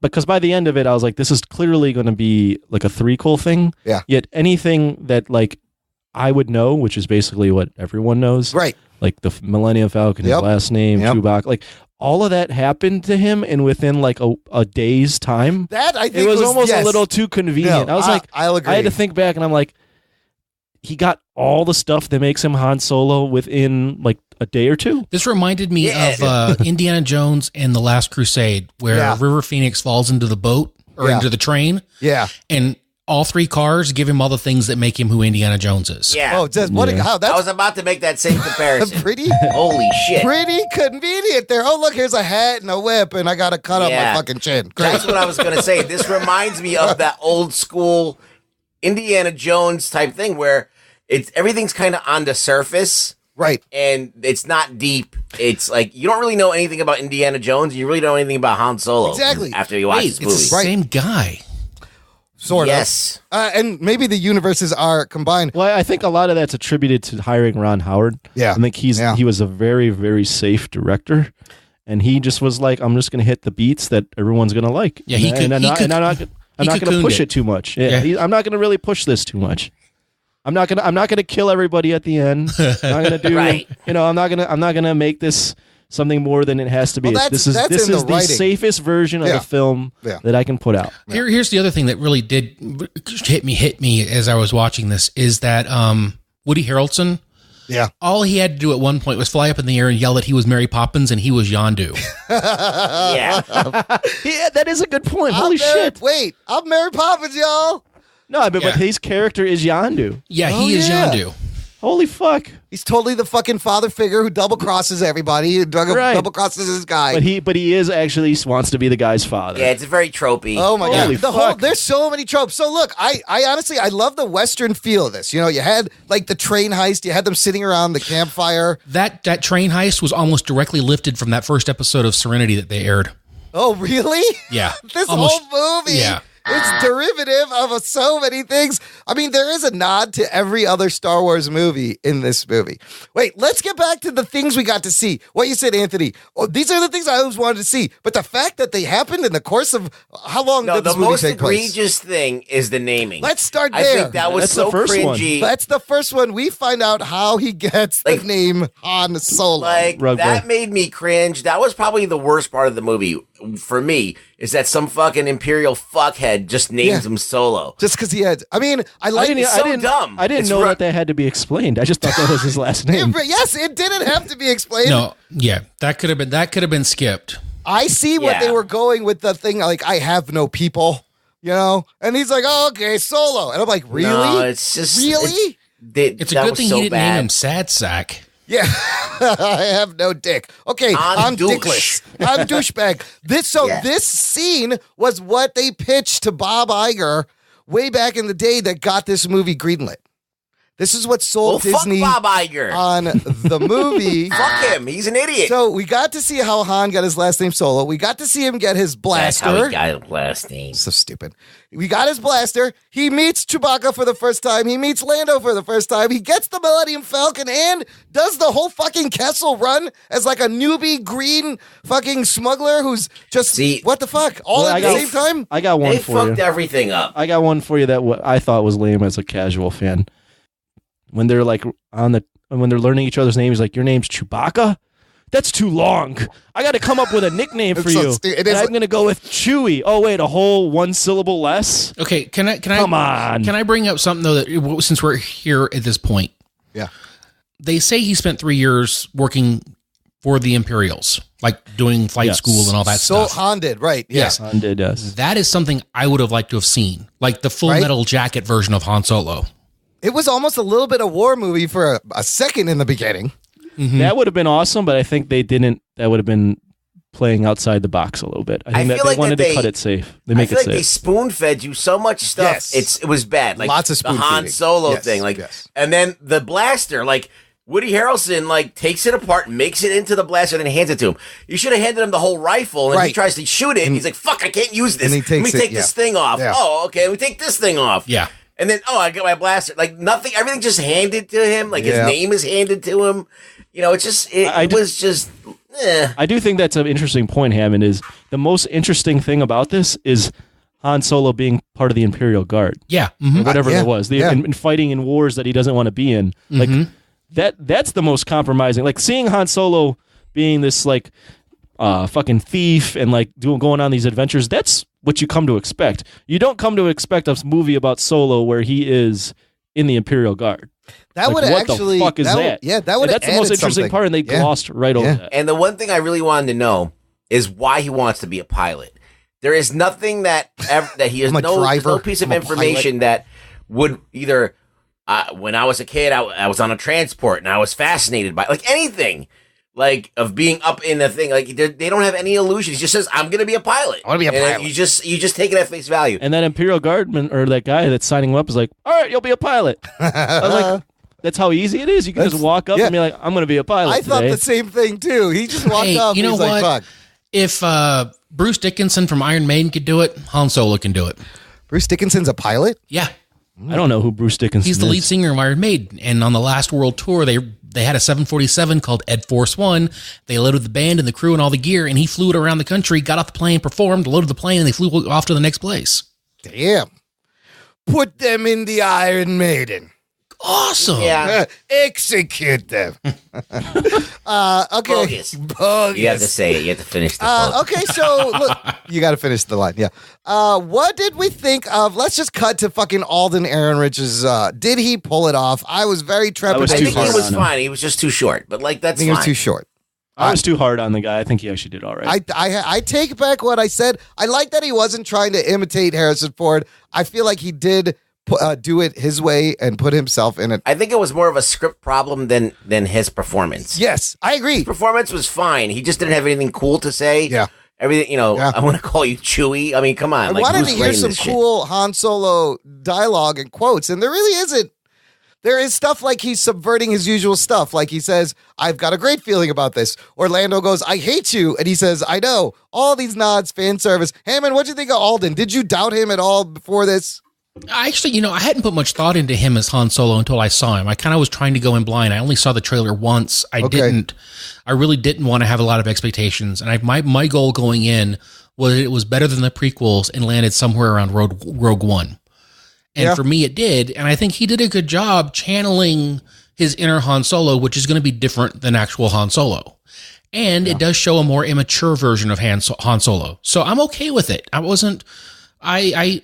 fine with it. It was not, it didn't color me one way or the other. And I didn't keep going, man, this isn't Harrison Ford. What the hell are they doing? Yeah. I don't think he was enough of a dick. I know that he's supposed to be building to being a dick, but I that's the whole thing with the problem with this movie is that they're building it into this 3-parter or whatever, where he's going to eventually be the dicky guy that we know. They're trying to MCU it, and I don't know if that's a good idea. So, but you call it Han Solo, and you're expecting it to be a one-shot, and it's not. So, like, now he's got this, like, he's still kind of earnest and not really a dick. He's learning to be a dick in this movie, but he never actually embraces, like that Han Solo edge that he has. No, he's not the guy who shoots first. But he did kind of shoot first. No, he does. Yeah. But that whole idea of kind of just being just a dick on the surface, and then the good guy underneath. Yeah. And if you noticed in costuming in The New Hope, he's wearing a white shirt underneath the black jacket, which means that he's layered and that he's got the rough surface, and underneath he's a good guy. He was wearing a black on black. It was a blue shirt with a black vest. Oh, okay. So it was layering, so they were actually channeling that he hasn't become the good guy quite yet. It's like white hat, black hat deal. Mm-hmm. He hasn't become the good guy yet, but I think the whole theme of the film is that he is one of the good guys. He's like chaotic neutral right now. I took it as he's always been a good guy. Yeah. And the whole theme, I wrote this down somewhere. Let me fucking bring it. Yeah, let's get to the themes of this movie. It's basically like the whole theme is he actually one of the good guys, and it's like when you're faced with the true consequences of your actions, what do you really do? And that comes up at the end. He's faced with, oh my God, I'm fucking stealing, and this stuff is going to the Imperial, whatever the fuck it is, the bad guys. Do you do the right thing, which he ends up doing, or do you do what benefits you most? And that's the whole theme, is that he's always been this good-hearted guy. He might steal and he might do things that are surface level bad, but he never has he never has bad intentions doing any of this. I think that's what they're trying to establish. When the chips are down, he's going to always do the right thing. Right. He gives up the payday. Or when he finds out that the shit he's doing is actually fucking evil or something like that. And was he like Oliver Twist there at the beginning, living in the orphan's home? I mean, was he out running errands for the main? I don't remember. In the opening chase scene? Yeah. For the caterpillar woman with the sun problem. Oh yeah, he had to find that. He looked like stuff. He was like she was like a mob boss, and he was involved in some shit and had to pay her back. Yeah, I mean, it's the lead to his smuggler lifestyle, but he is a good guy underneath, and he's trying to find a place where he can fit in, because a lot of it is like, I want to go back home to Corellia, and then he kind of drops that, and he doesn't know where he belongs. He's trying to find a place, and he finds the Millennium Falcon and these smugglers. Rugs, what you said before was also very interesting. Despite all the behind-the-scenes drama, Ron Howard coming in late, Ehrenreich's performance, reshooting all of this, I think the controversy does come from the writing. Like, none of that really, you don't see that in this movie. So to Ron Howard's credit, you don't see a hacked together, reshot last minute movie. It's cohesive. No, it doesn't seem like it's stitched together But at all. the writing is really the problem, which is surprising because of the Kazdan name writing this. Well, it's just it's kind of like a harken back to the Indiana Jones, where the Indiana Jones movies, even though they've had like 3 or 4 movies, you don't really know that much about Indy. Right. You really just know that he hates snakes and he what he does on the surface. Like, so it's a lot of it is, I want to see it. I don't want to be told it. A lot of this stuff is told. Yeah. In this, and I want to see things like you were saying about him being in the Imperial Guard. Let's see some of this stuff. Let's see him, coming up. You have these little brief things, and then everything else is filled in with dialogue. So I think that's the main problem with the script. It's like it just relies too much on just filling you in exposition in speech, and you don't really get the actual gravitas of it because it's not being done in front of you. It is. It's all show, don't tell. But no, I agree. You don't really learn anything more about Han Solo once the movie's over. Well, my biggest problem with this movie is the things that we mentioned before, and then the Kessel Run. I think that the Kessel Run should have been built up more. Yeah, I didn't look when we heard. It's like, why is it so important? Right. Like they were like, oh, we got to get this stuff moving over here. Oh, you can't. And then they go, nah, we can. Yeah. And then they solve the problem. They have to like make it seem like this shit is going to fucking explode if you don't get it there in time. Yeah. You don't know like how fucking many. I was like, why don't they show a scene? Like, I'm like, I know that they don't really do flashbacks, but what if Woody Harrelson's character like showed a holo of somebody trying the Kessel Run and then fucking the shit exploding on them or whatever. Or the blockade, or the blockade gets them. I mean, they could really make the blockade a lot more of a bigger threat. Not the critter, not the cloud, not the stuff. Yeah. You make the blockade the threat, and that That's way the when people Kessel talk Run about it threat. later, then it's you beat the Imperial blockade. And that's the Kessel Run.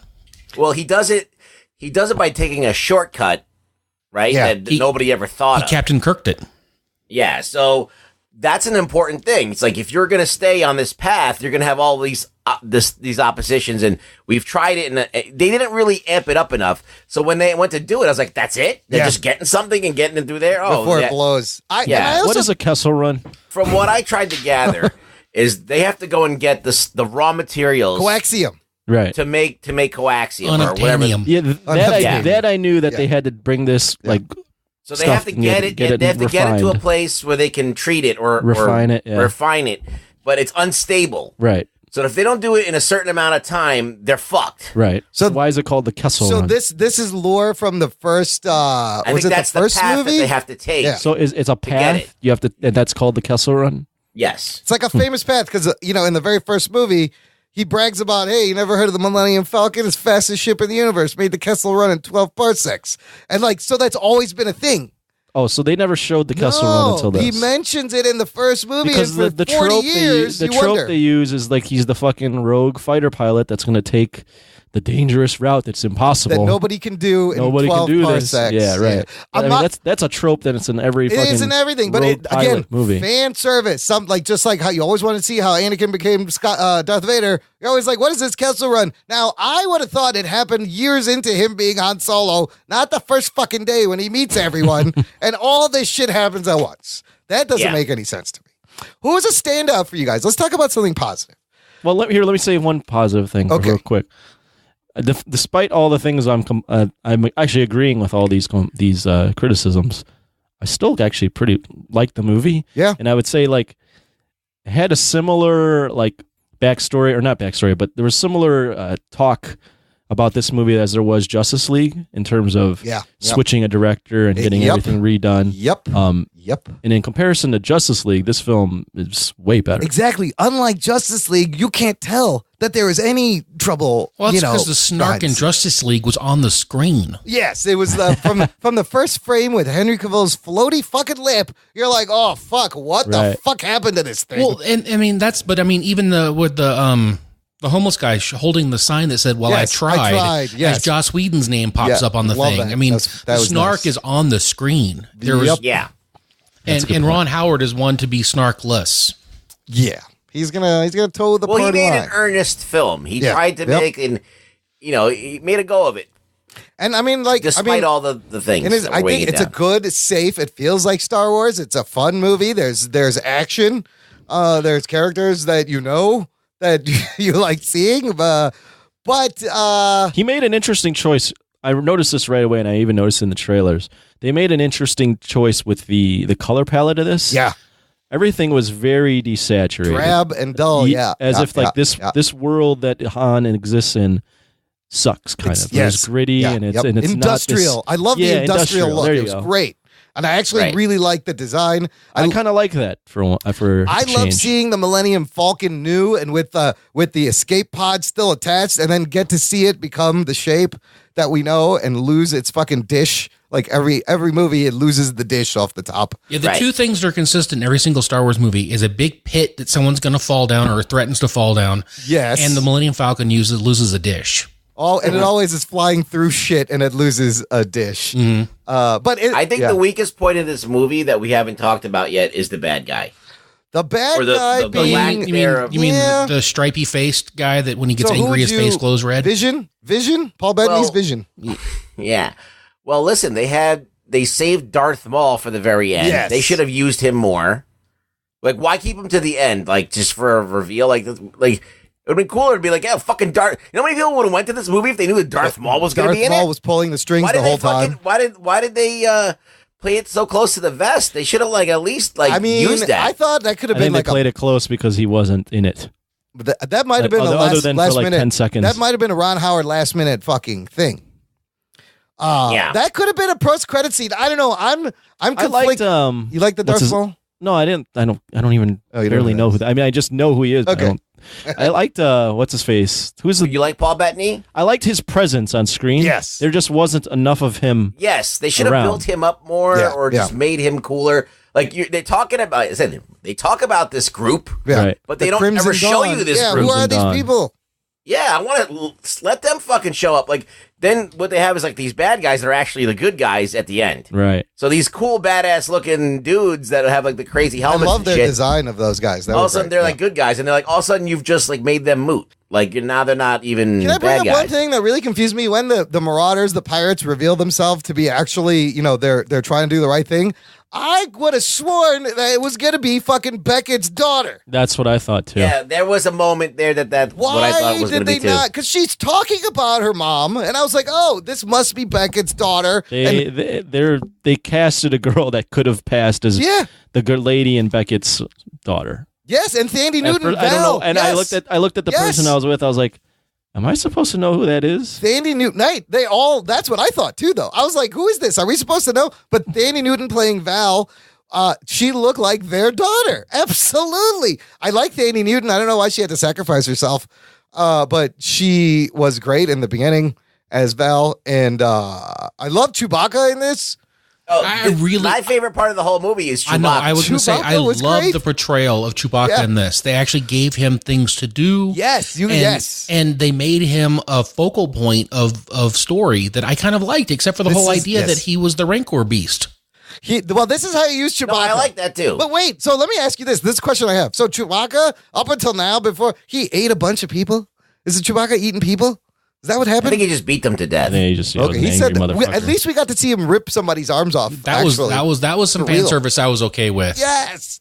And then Han actually speaks Wookiee. We knew he could understand him. We'd never heard him speak fucking Wookiee. That was kind of crazy. Yeah, I mean, I don't think you need to do that either, but fine. I'm fine with that. I did love that him and Chewbacca had a great chemistry, kind of a fun relationship. I want to see more of their story. Well, there may be 2 more movies, but I liked when Han and Chewbacca were on the mission, and Chewbacca notices the other Wookiees that are enslaved. Oh, that's great. Han's basically with a look. I'll cover your fucking ass. Go do it. Yeah, that's when you know Han is you knew Han is always gonna be a good guy, but that's when you're like, Han gives a fuck. Yeah, he's like, go take care of your shit. He gives a fuck about things. And then Chewie comes with the save at the last minute with the other Wookiee. Easter egg, that other Wookiee is played by none other than C-3PO, Anthony Daniels, who is the only one who has been in every Star Wars movie. I know the next character maybe to talk about is Lando. Yes. But I'm going to skip Lando. Okay. We can go back to Lando. We'll go back to Lando. Because I just thought of this now. My most interesting character Yes, I know you're going to is say. L3. Yes, L3, 37, played by Phoebe Waller-Bridge. That character has that lady has so much charisma in Holy that shit, voice. sassy fucking droid. And it brings up something that I didn't think was ever, that I didn't even think they would even talk about, which is android rights and what it means to be a sentient, or being a sentient being, and do these things have rights? But then they quickly squash all that. I would love to see that more expanded. You could do so much with those ideas. But when she's freeing everybody, I'm like, wow, this movie's getting a little deeper than I thought it would be. Surprise, droid but rebellion. Then they quickly gloss over it. And then I could have thrown that whole part out. You didn't like it? No. I thought it was stupid. Well, it's like an extra thing that maybe didn't need to be in the movie, but it is something really interesting, like the droid rights and the fact that they're slaves. Like you never think about that. I'll go with you on this. The droid right thing, that's something that's in the Matrix. It's been done in Isaac Asimov stories. So I could see that Never in should Star happen. Wars, though. That should happen in Star Wars, but I think they're so beyond that. They've been droids for like centuries. But this is in the past. That should happen at the beginning. This is the beginning. Not since this. No, I mean droids have been around. They have fucking interspace travel. They have fucking all this. This should have happened years ago. Right. All right. This should have happened like centuries ago. That is a good the droid point. should have risen up. This is like a comparison of like artificial intelligence and robots like taking our jobs. Yeah, the now, robots like they would have taken as soon as over. they're sentient, Right. they're gonna fucking they're gonna rebel. Not like just because this one droid decides. I don't know. It was weird. They should already be in charge of everything. When does this movie take place? So this is the part that drove me bonkers because I don't know anything after the Phantom Menace. Yes, and that's the part that threw me because Darth Maul's in one piece, and Rugs, you can explain that, right? Rugs? Yeah, absolutely. So I had to go to YouTube and have it explained to me by some dude on YouTube to make it make sense, and it still kind of doesn't make sense. Rugs, give us the quick breakdown. Basically, when Darth Maul got sliced in half, Phantom Menace, a lightsaber cauterizes you immediately. Right, it's a blade. So he was got sliced from the pelvis down, so he has no dick. Right, but most of his organs were easily that makes me laugh saying that. He's dickless. However, he's still pretty horny because he's got the thing on his head. Oh yeah. So if you don't know that Darth Maul, his mother is a sorceress. Your mother was a sorceress and fused him with the machine legs, robot legs. Yeah, robot legs. So he now has robot legs. And then he shows up in Rebels. So this is Darth Maul after Phantom Menace getting caught, and then getting his legs back. Also played by Ray Parker. Ray Park? Ray Parker Jr. is the guy that sang Ghostbusters. Yeah. This is weird what they did. Played by Ray Park, who played him in Phantom Menace, but voiced by the guy who voices him in Rebels. Yeah. So they are like combining all this canon their own expanded universe. That scene could have been a post-credit scene. This is like you said, did they need to pull a fucking Nick Fury Avengers Initiative at the end of this movie? I don't know, but I wouldn't mind seeing a couple more movies with them. That scene for me is not sad, but it's somewhat disappointing because they're hinting at a conflict between Daenerys and Han Solo that might not ever get made.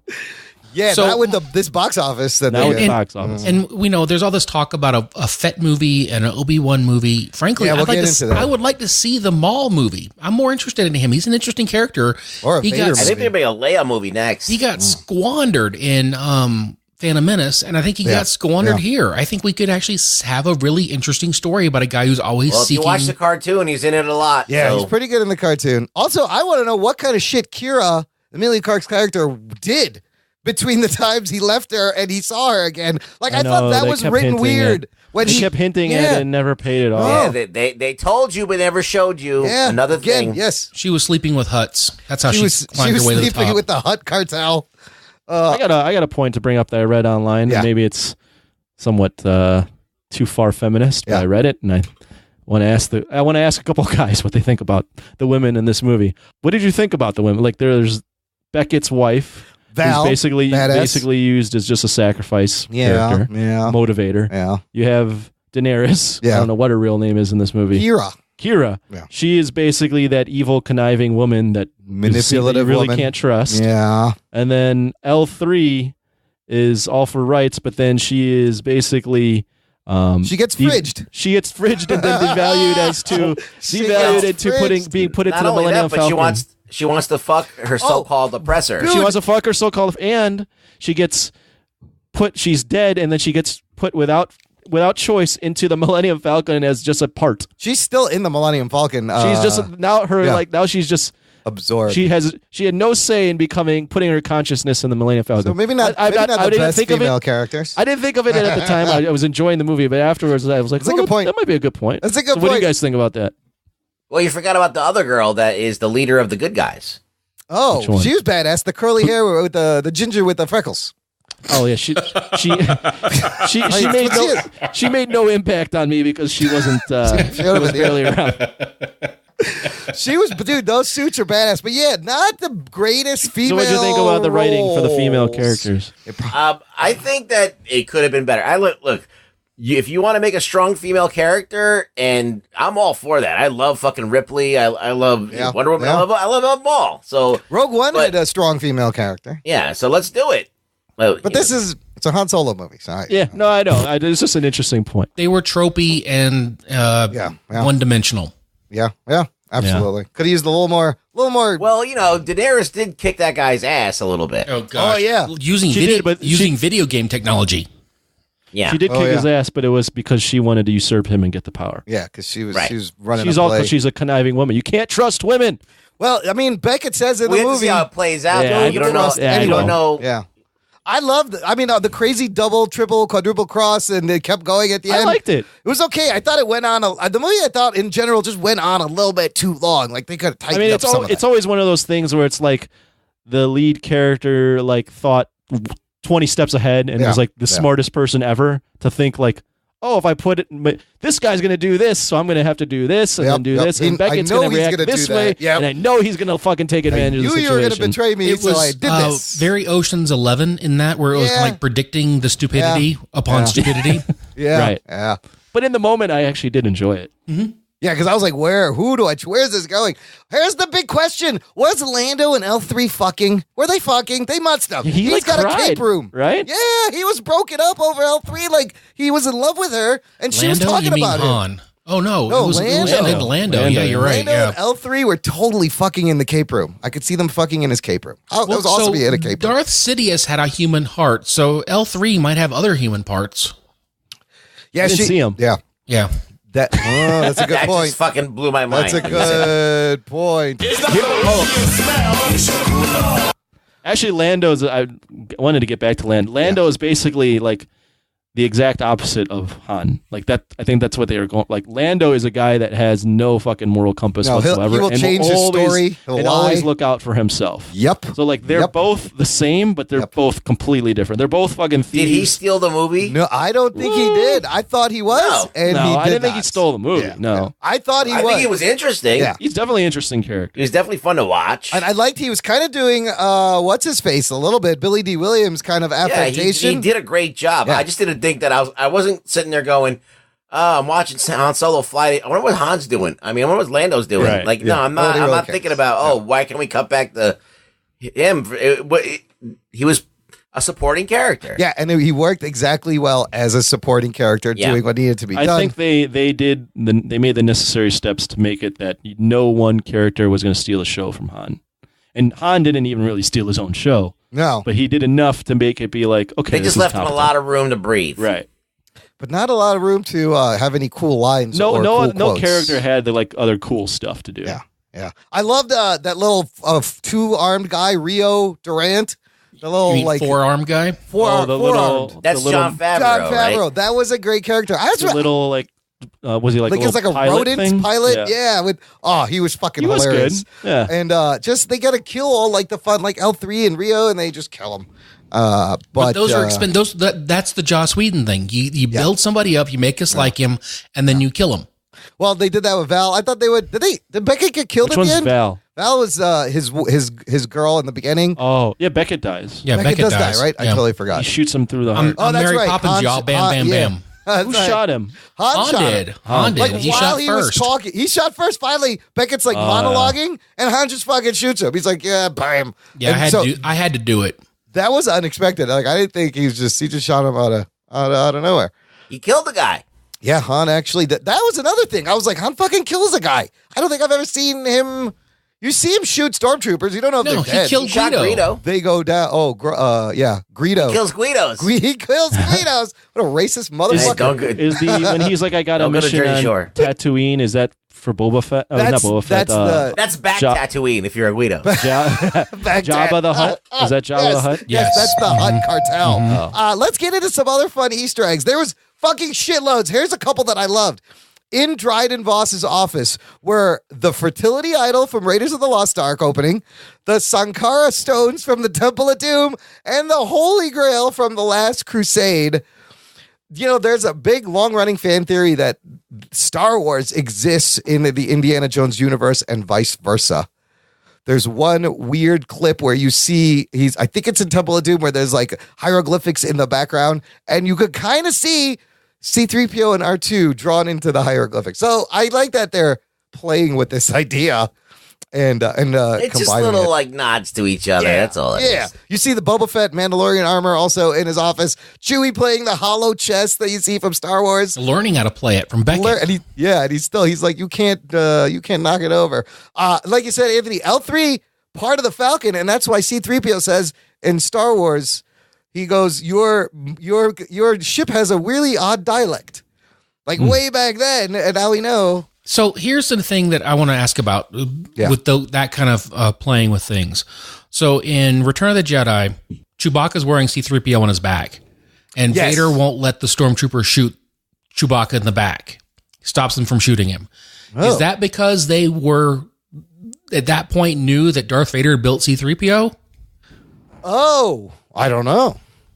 Maybe they didn't know, or maybe they knew it. The writers knew it. That's a good point. There may be a giant outline Lucas had where he has these little nods. Some of this stuff, it's like, was it a coincidence, a happy accident, or were they really planning this out? They couldn't have been. This fucking movie wasn't a thing for a long time. Did you see Willow Warwick Davis in there? Yes, he was in there. That's great because he got his break by playing Widget in Jedi. Right. Not only that, he's playing the same character he played in Phantom Menace, Warwick Davis. So that's a nice little tying it back together. I love Beckett wearing Lando's disguise from Return of the Jedi. Yes. I had that fucking figure, the Lando Calrissian disguise. I remember, I probably still have it somewhere. It's a cool figure. It's a great figure because you can take his helmet off and he's in disguise. And then he does the thermal detonator just like in Jedi. And of course, Clint Howard has to be in every Ron Howard movie. It's the Ron Howard Easter egg. And he was, it's Ron's brother. He was the head of the droid fighting ring. Right. Was Clint in Apollo 13? Probably. Yeah, of course. Just got to look for a bald guy in the Houston. He was in it. Yeah, in Mission Control. Okay, any other thoughts on characters, anything before we rate the movie and take a quick look at what's ahead for Star Wars? Did we talked about everything that I didn't like? I want to say that, I mean, overall, I think it's an okay film. Like yeah, it's not, okay. But the thing is, Ron Howard's a good director. Yeah. He could have easily, if the script was there, he could have made a great movie. Right. Like they could have just tweaked the bad guy a little bit, show us the Crimson guys. Yeah. Pump up the whole Kessel Run a little bit, and just give us some of the Han Solo when he was a kid and what makes him tick a little bit more. Maybe the Imperial thing where he was in the army, like something that will glue it all together instead of just mentioning stuff offhand.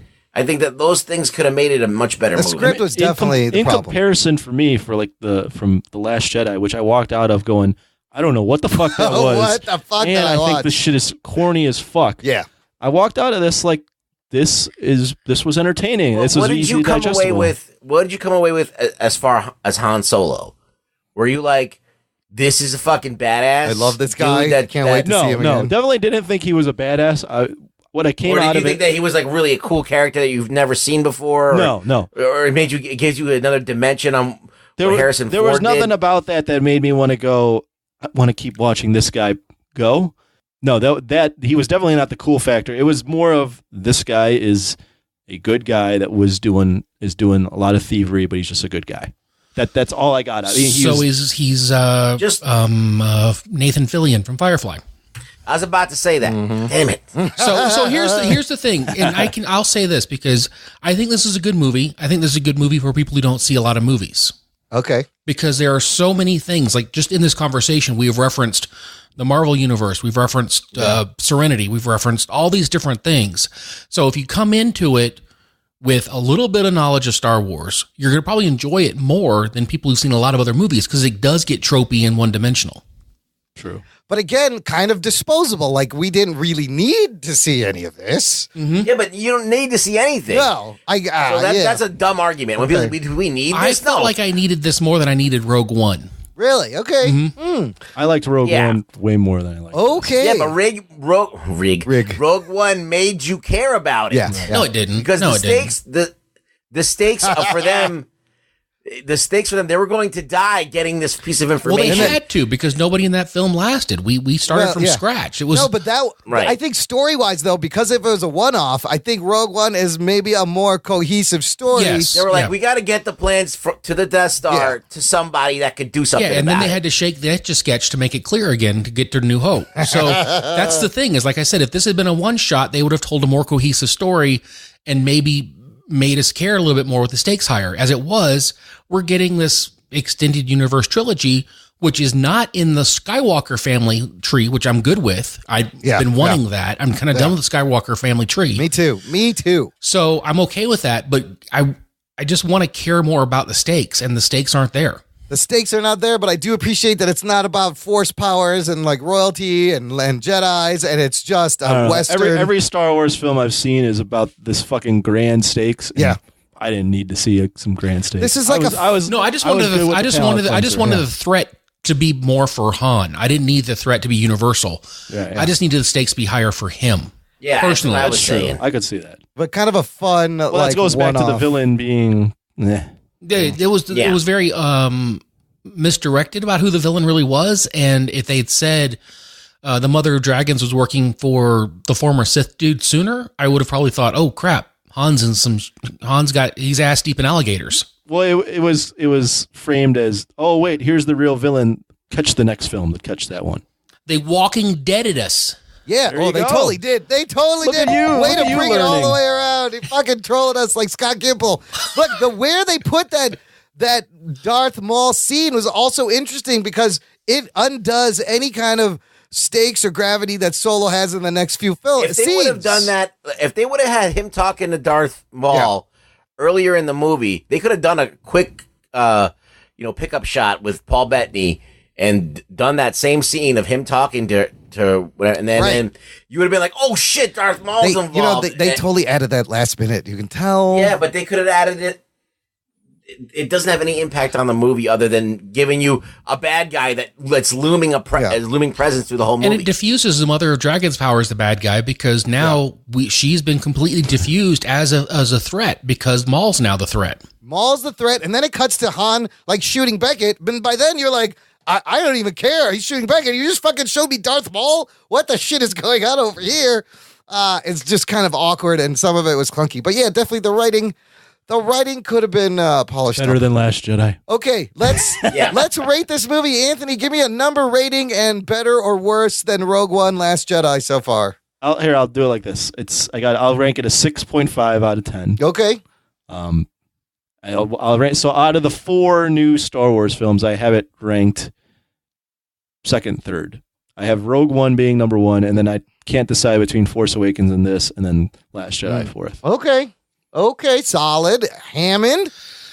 I'll say the 2 inline story ones are 1 and 2. I can't tell you which ones because there are things I liked and didn't like about both of them.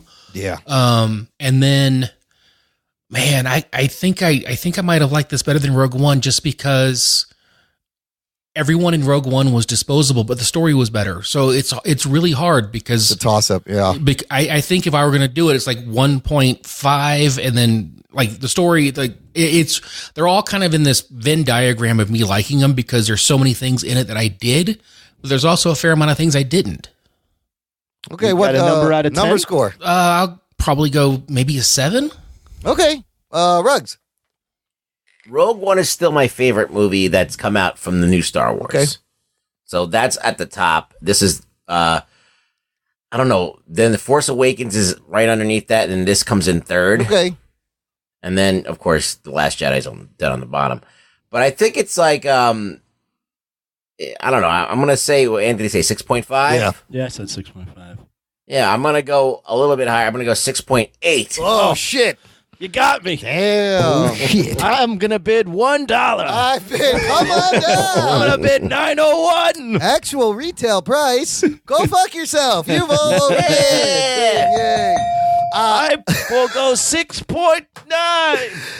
You think that fridge it costs $23,000? Are you an idiot? Okay, I'm gonna say I think Ruggs, I'm with you. I like Rogue One the best out of all of them. I liked it better than this one because the story is a little bit more focused. It's just a better movie, just as a film. It's a better movie. Film. And then same thing. Then I will go Force Awakens, then Solo, then Last Jedi, which I really need to watch again because I really don't know how I think about Last Jedi. I'm all fucked up. Watching it once is not enough. But I'm gonna give it like a 6. I'm gonna go 7. I'm gonna go 7 too. I was gonna go 6.9. I will say the best thing about The Last Jedi is that documentary on the Blu-ray, The Jedi and the Director.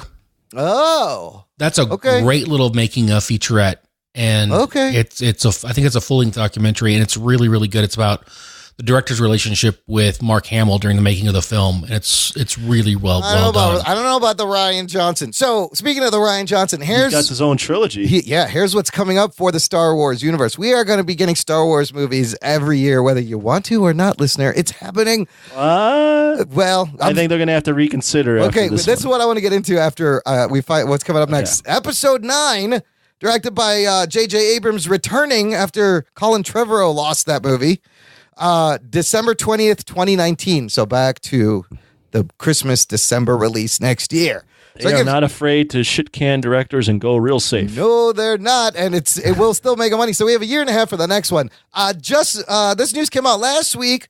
The Boba Fett movie that Josh Trank originally had in 2014 before he had a meltdown on Fan-Fucktastic 4 and lost that job. Rumored for 2020.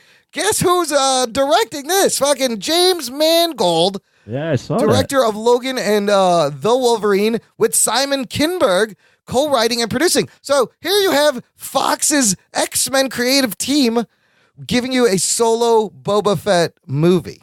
Interesting. Cool. He's going to have mutant power. Yeah. I want to see Boba Fett with like claws, like adamantium claws. Then Rian Johnson is getting his own Star Wars trilogy that I'm sure will upset all the Star Wars fans. Well, if it doesn't have anything to do with anybody's canon, that's no one true. cares. No one will give a fuck. You can fuck around whether you want. You're just going to make the Force do everything. Yes. You can order takeout and get pizza using the Force now. Yeah. It's officially canon. The Force is kind of like Bluetooth. It does it. It's just turn it on. It'll connect. I don't know how it works. What else they got? Benioff Weiss, who are the Game of Thrones creators, Game of Thrones guys, they've got a Star Wars trilogy, possibly rumored to be Knights of the Old Republic. Ruggs, what is that storyline? Oh, I remember from a video game. It was a video game, right? Yeah. Back when like the Jedi were a thing. Yeah. Yes. It's the old, before the trilogy, prequels. Okay, I played that video game for a hot second. It was very good. And then Jon Favreau has a TV series, and I'm sure there's going to be more cartoons and shit on Disney's streaming service. Like, there's going to be Star Wars content ad nauseum for the next 10 to 20 years. My question is, multiple questions. Is this too much Star Wars? They were thinking about releasing 2 Star Wars movies. Is that a mistake? Is one a year a mistake? Is it not special anymore? I think if they put it at Christmas, it'll be better. Every year at Christmas, Star Wars. I don't think it needs to mix it up with the summer box office movies. I think it might be a cool as a holiday thing. It's a Star Wars thing. Tradition. They could take it to 2 years instead of every year, but I mean, if they want to keep rolling out shit, people are going to get fatigued. It's two movies These a year. movies have to be different enough that they're not the same. That you're not feeling like you're going to get the same experience. Hammond, too much Star Wars or not? Yeah. I think they should stick with the holiday season like they did with Lord of the Rings. I think that if they pushed it every 2 years, it would build anticipation. And I think that the hardcore fans actually enjoy the anticipation more than they actually enjoy the films in some cases. I agree. We need space to keep it special. Like, this isn't like the Marvel franchise. Anthony, what do you think? I thought about this way more than I should. That's why you have a podcast. Especially as a non-Star Wars fan. Yeah. I mean, they're obviously trying. Now, we'll see how this goes with the box office for Han Solo or Solo. If this kind of changes things, but they are obviously looking at their cousin Marvel. Yes, it's all in the same family, and going, well, if they can fucking release 2 to 3 movies a year and put things on Netflix and ABC and just be the cash cow that they are, that's what we need to do. I don't think it's the same thing. Yeah, and I was trying to think, like, why? Because the movies they're the same. Yeah, I was going to say, why is this different? Like, why is this seemingly not working? I agree with you guys. I think they should stick with December. As far as what the market's saying, it's saying that they don't want the movies this quickly after each other. That's what it looks like to me. And you guys are the Star Wars guys, but I would agree that it seems like Marvel has the MCU has a little bit more diversity in terms of what they can offer. Absolutely, yes. Whereas Star Wars, all everyone's ever known is the Skywalker family. Yep. And it's going to take a little more time to build up. You don't have genres like Marvel can give you. Like, Star Wars was always the space western kind of thing. Right. It kind of has to stay there. I don't know. You guys keep saying space western. I think of it more of a space King Arthur and the Round Table.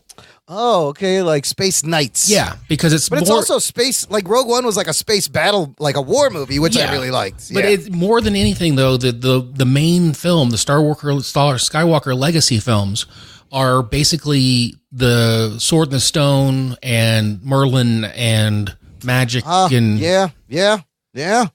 That is the basis for. I mean, and he was, Lucas was inspired by all these things and Japanese films and Joseph Campbell's Heroes kind of philosophy. He cleverly weaved all that into the Star Wars series. I agree. I think you do one every other year. One, maybe if you're gonna do one a year, stay December. I think it's too much. It's not special anymore.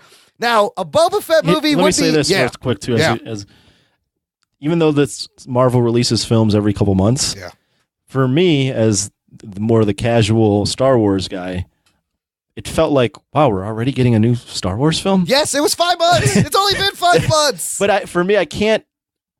And maybe this is just for me, or maybe it's with everyone, and that's why this film's getting not as well received in the box office. I can separate Marvel characters. Like Black Panther for me is different than Iron Man. It's different from Captain America. All these movies that come out for Star Wars these past 4 years for me have just always been Star Wars. The label is Star Wars. It's not. I don't look at Marvel movies and go, that's MCU, that's MCU. I go Black Panther, Captain America, Avengers. Interesting. This one is just like Star Wars. Oh, and Star Wars. And Star Wars. Or Star Wars. And more Star Wars. This has Star Wars inside the Star Wars. I can't separate the characters. And it's wrapped in Star Wars. It's funny. It's kind of like how when they had the 3 CSIs on TV, each one of them had their own. Too many CSIs. The only thing that separated them was the color palettes. Yeah. Right. I mean, but based on where they were. Same thing with the Chicago shows, like this fucking Chicago universe. I was going to go with the analogy. It's like Real Housewives of... Yes, everywhere, wherever. I was like, wherever you are. The Real Housewives of... Poughkeepsie. The Real Housewives of Dagobah. Wherever there's loud-ass rich women yelling at each other. One of the things that Star Wars doesn't really capitalize on is all of the possibilities that it has. Yes. So you have a world where there's droids and there's these things, and they're all like, the droids are all like these designs, and they're not really like, the coolest one that we saw is probably BB-8. No, not BB-8. The one from Rogue One. He was cool. K2SO. Oh, I was going to say IG-88 from which one is that one? The tall, kind of pointy one that was a bounty hunter in. Yeah, he was cool. But like, you have these droids, like. And you have aliens, and aliens can have their own powers. Yeah. Like aliens, they're alien. They can do different things. They never do anything alien, do they? Yeah, they just kind of are all like doing the same stuff. Most of the aliens are in bands. It's a trap. Yeah, they play a lot of music. Yeah, the aliens are because they have like 17 fingers, so they'll play the shit out of that Chapman stick. There was one guy that had wings. Yeah, you know. That's basically it. But imagine all the possibilities you have with aliens, and then you could build like a whole. Let's say you had a whole alien team, like Guardians of the Galaxy, of like all different aliens and shit. And you can do cool stuff. They with should that. be led by Bib Fortuna. What about Bib Fortuna? Bib Fortuna. Or Bib Gengar. Fortuna. Look, here's Well, they made a reference to Bosk. They did. It's because. Yeah. Do you think it's because Snaggletooth. Star Wars, although a vast, universe, they're kind of making this shit up as they go, where Marvel has the inherent advantage of 40 to 50 years of history that they can draw upon, like comics that they can just look at and go, all right, we can adapt this and we can adapt this. But the Star Wars, they wiped out a lot of their extended universe stuff, and there was a crap ton they could go back to and use. I mean, everything from all those books to, Splinter in the Mind's Eye was weird in many ways, but that came out. What's Splinter in the Mind's Eye? It was the first novelization that came out as a extra story right after New Hope. Oh, okay. Okay. In 77. Huh? Wow. Look, this is the thing that I can understand why the lore nerds are angry when Disney bought this, because imagine you have invested yourself in 30 years of the books, the outside universe, the expanded universe, and then Disney comes along and says, you know what, nerds? You wasted your time fucking reading that shit. None of it's canon. I'd be a little bit pissed too. Now, in terms of moving forward, this Boba Fett movie, show me a movie about the bounty hunters, their life, where they hang out. That could be sick. I'm afraid that they're just going to focus on Boba Fett and not show me this world of bounty hunters. Look, can I ask one more thing? Yeah. And Hammond touched upon it, and I've been thinking about this now. Do you think the hype behind Star Wars, the reason, not just the sole reason, but the reason why Star Wars is so awesome to so many people is that there's always this time between the films where you can build hype and think about all the things that you would want to see, and then you have all this time in between the films, and you're like, I really want to see this. I really want to see this. Oh my God, they're teasing me with this. Oh my God, Star Wars is back. Holy shit. Even like in between the episodes, the original prequel, you had like 3 years between each episode? Yeah. So you had all that time to kind of be like, that's how it should be. I can't wait. Yes. I can't fucking wait for the next one. Oh my God, what are they going to do? Like, do you think the built-in hype between Star Wars is the fact that you have to wait for these things, and now that you don't have to wait for these things, the lore or the appeal isn't there? I think so. I mean, it's like it's the whole idea of you wait when you're a teenager, you anticipate what that first kiss is like, and that first kiss is never as good as you thought it was going to be, because you built it up to be fireworks and true love, and what it was kind of a sloppy, misdirected mess. Anthony, I think you're absolutely right. I don't think they realize that making one a year, giving The too inherent much appeal about Star Wars is the hype. Yes, is the hype. Anthony, you know what it's like. the weight. After you get laid a lot, it becomes disposable. Yeah, imagine right? if you got laid every night. You'd be like, oh, this again? Fuck. I mean, if we're drawing that analogy, when I gotta wait a couple months, my raging boner is ready for anything. Yeah. But if I get it consistently, It's not special. It's not special. That's what they've done to Star Wars. Also, considering the Marvel approach, what they did, I don't think this is going to work either, because they're MCUing the past of this canon. Marvel, every movie builds on something. It moves forward. It builds on something. It moves forward. They're going to build a shared universe in the past between episodes with what happened before. I don't think that's going to work. That's kind of confusing, and it's already confusing people, I think. Yeah, just the people who are running this company are stupid. Kathleen Kennedy. I don't know what you're doing. They don't know anything. All right, they don't see what they have there. Excellent discussion, fellas. I got some listener mailbag, and we're going to wrap it up. A pair of voicemail messages from our buddy, Matt Miller. Let's start with him. Here's good old Matty. Take 21. What's up, guys? It's Matty J here, your favorite redhead, other than the eloquent and all-knowing Matt Delhauer. I didn't know he was a redhead. That's my fan right there. Shout out to him real quick. Super glad that my last speak pipe was received a little less creepy than all my previous ones. I hope you guys know that I was just memeing you with those ones and just trying to get a yuck out of you guys. It's not like I ever drove across the country in a Guinness World Record of 5 hours and 47 minutes to ask my ex why she said I look like Sid the Sloth from Ice Age. That never happened. Anyways. So basically I love how I have a monopoly on the speak pipe game on the Jock and Nerd podcast. Jock and Nerd! I love that. That was an audio clip I made myself. yeah, don't worry. I'll keep that sector of the podcast alive, guys, and keep sending those speak pipes in every week. I know you guys love that, Anthony. Don't do it. The next review I'll be sending in will be on The Incredibles 2, the highly anticipated Academy Award nominated animated superhero movie. Love the first one. Second one should be awesome. Can't wait to see it. Why are we still listening last to but not this? least, don't think I didn't notice you guys using my phrase, quote unquote, shit on or shitting on things. I heard Imran say it, and I heard Anthony reference it last podcast. So now I see Rug Boy to say it, and we'll have the trifecta. So let's do that, Rug Boy. All right, guys. Keep up the good work. Love the show as always. See you later. I shit on this podcast. I don't think, Mr. Miller, you came up with shitting on things, the phrase. People have used that. That's the whole thing.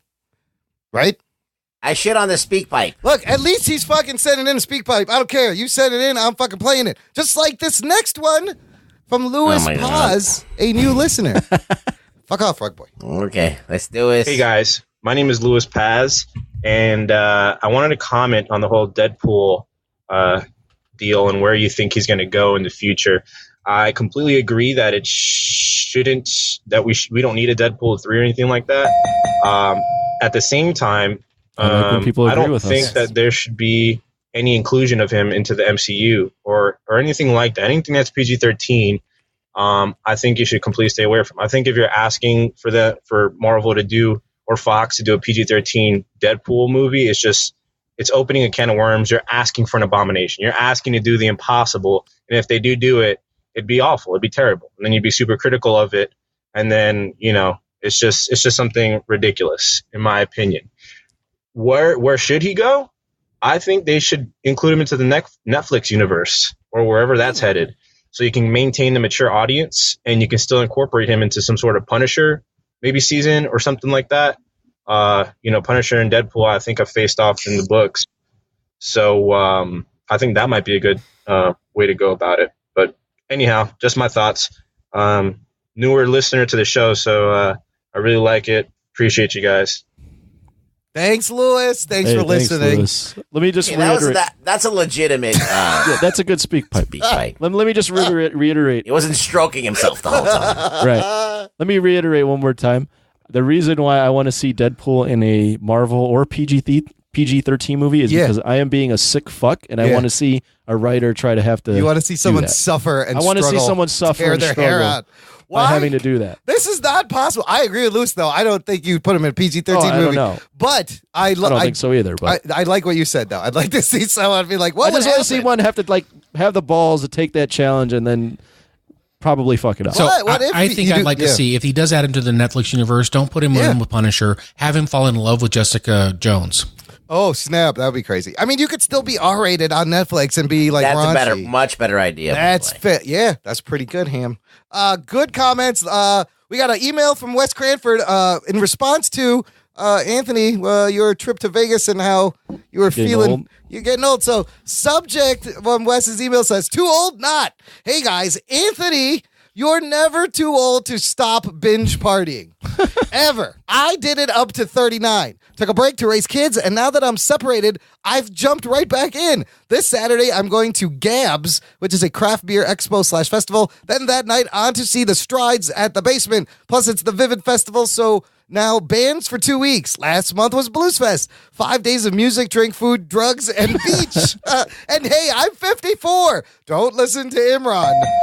Don't stop till a woman makes you. And then sneak out like all married men. Good advice from the Wes Cranford, maybe? Thoughts? What do you think? He gets very touchy when you start talking about being old. Yeah, he does. He's like, stay young, goddamn. You can always tweak Wes when you talk about being old. I will kindly, gently disagree with him. Well, you do have the sobriety podcast, so it kind of but makes it's also sense. that too. I have 2 daughters. I've been married for 18 years. I mean, I'm kind of a boring guy. When I go to Vegas, I wake up early. I hit things I want to hit before it gets too hot. The breakfast buffet? Yeah, or tables or events or whatever it is. Yeah. And most of the time, like even when I went out just a couple weeks ago, if I was out past 10, it was way too late. Anthony, I think you could keep going until 39. I was going to say Wes Cranford, man. I gotta meet you. I know, he's great. love We got a you. party. I love this Wes. fucking guy. Wes is I love great. this fucking guy. He's probably one of my favorite guys. I just imagine him in Australia, like he's paddleboarding. I could just and imagine shit. me and him paddleboarding and like You guys going would have out and fun. getting real fucked You up. could be the Johnny Utah and what's his nuts from Point Break. Oh, Patrick Swayze and who's Keanu? Yeah. The fire's coming to the air. Wes, just send us a plane ticket for Anthony. He'll be right over to Wes, Australia. you seem like you're rich as fuck. Yeah. Yeah, just fly me Get him into a trip. Melbourne or Sydney or Brisbane or wherever the fuck you're at in Australia. I would love to hang out with Wes too. He does seem like a really fun guy. Yeah, but you would be that guy that would get drunk and like annoy us. But it'd be amusing. I would get thrown out of every fucking Aussie bar. I'd be in the desert being eaten by poisonous spiders and snakes by accident. That's you would like inadvertently cause way more headaches than necessary. Plus, there's a lot of sun out there, right? I don't do good in the sun. I You would have no some melanin. kangaroo inadvertently kick your ass. I would need an umbrella made out of kangaroo skin to shade me. A kangaroo would definitely kick my ass, and a koala bear could also kick my ass. True statement. Last thing I want to share, Jason Mummert from Voice from the Underground, he left his initial thoughts for Solo. He said, Solo just left. Initial thought, 6.5 out of 10. Some good parts, some boring parts, some dumb stuff. Same score I gave to Suicide Squad. I'll have to watch it again in a couple of days to see how I really feel about it, though. Missed a lot. Largely predictable, but not terrible. Jason, it is way better than fucking Suicide Squad. You want to know what I thought of? Yeah. I don't remember what I score any of these. Me neither. I have no idea how, if I'm like completely... We just give a number and move on. Yeah, and the number if it will even change. makes sense. Who cares? It doesn't. Well, the They stack number up doesn't against each really other. matter No, because no. you're allowed to fucking change your opinion the more you it's think in about the moment. things. Yeah. What do you give it? Right. But I do think it's better than Suicide Squad. I think it's better than Suicide Squad, but overall, his review is basically what we said. It is. I actually had a bowel movement earlier today that was better than Suicide Squad.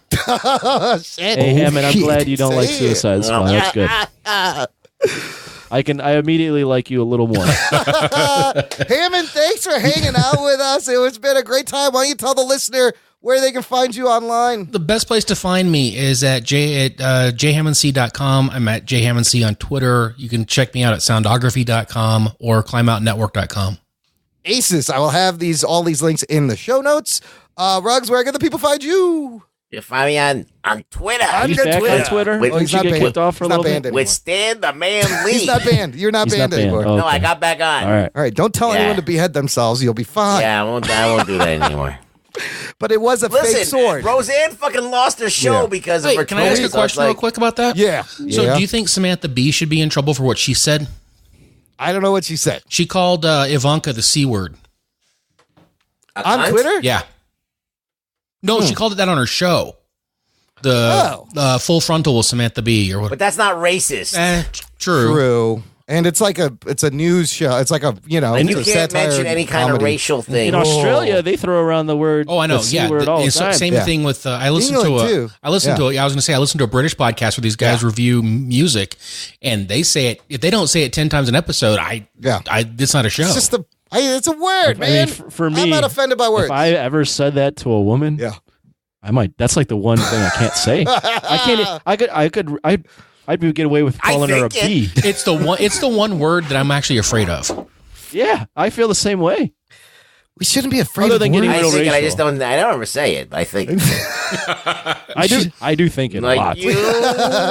And when I See you next and then Tuesday. you want to say it. Yeah, and when I use it to describe someone, that person that I'm using it to describe, they're going to deserve it. Well, no, not only that, but the person that hears it is immediately like, "Oh, I know what you mean." Now. I just tell everybody that I'm going to see them next Tuesday. Yeah, see you. It's got such a lovely sound coming out of your mouth. It does. It's the perfect word to describe the certain thing. It's just a See you word. next Tuesday. See you next week, listener. Thanks for listening to the Jock and Nerd podcast. My name is Imran. My name's Anthony. He's the Jock. He's the nerd. And we'll peep you next time. Spider-Man. Anybody? Twitter. I'm on Twitter. My balls.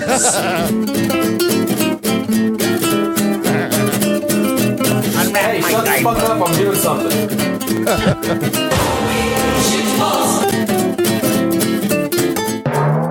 I need some more Depends.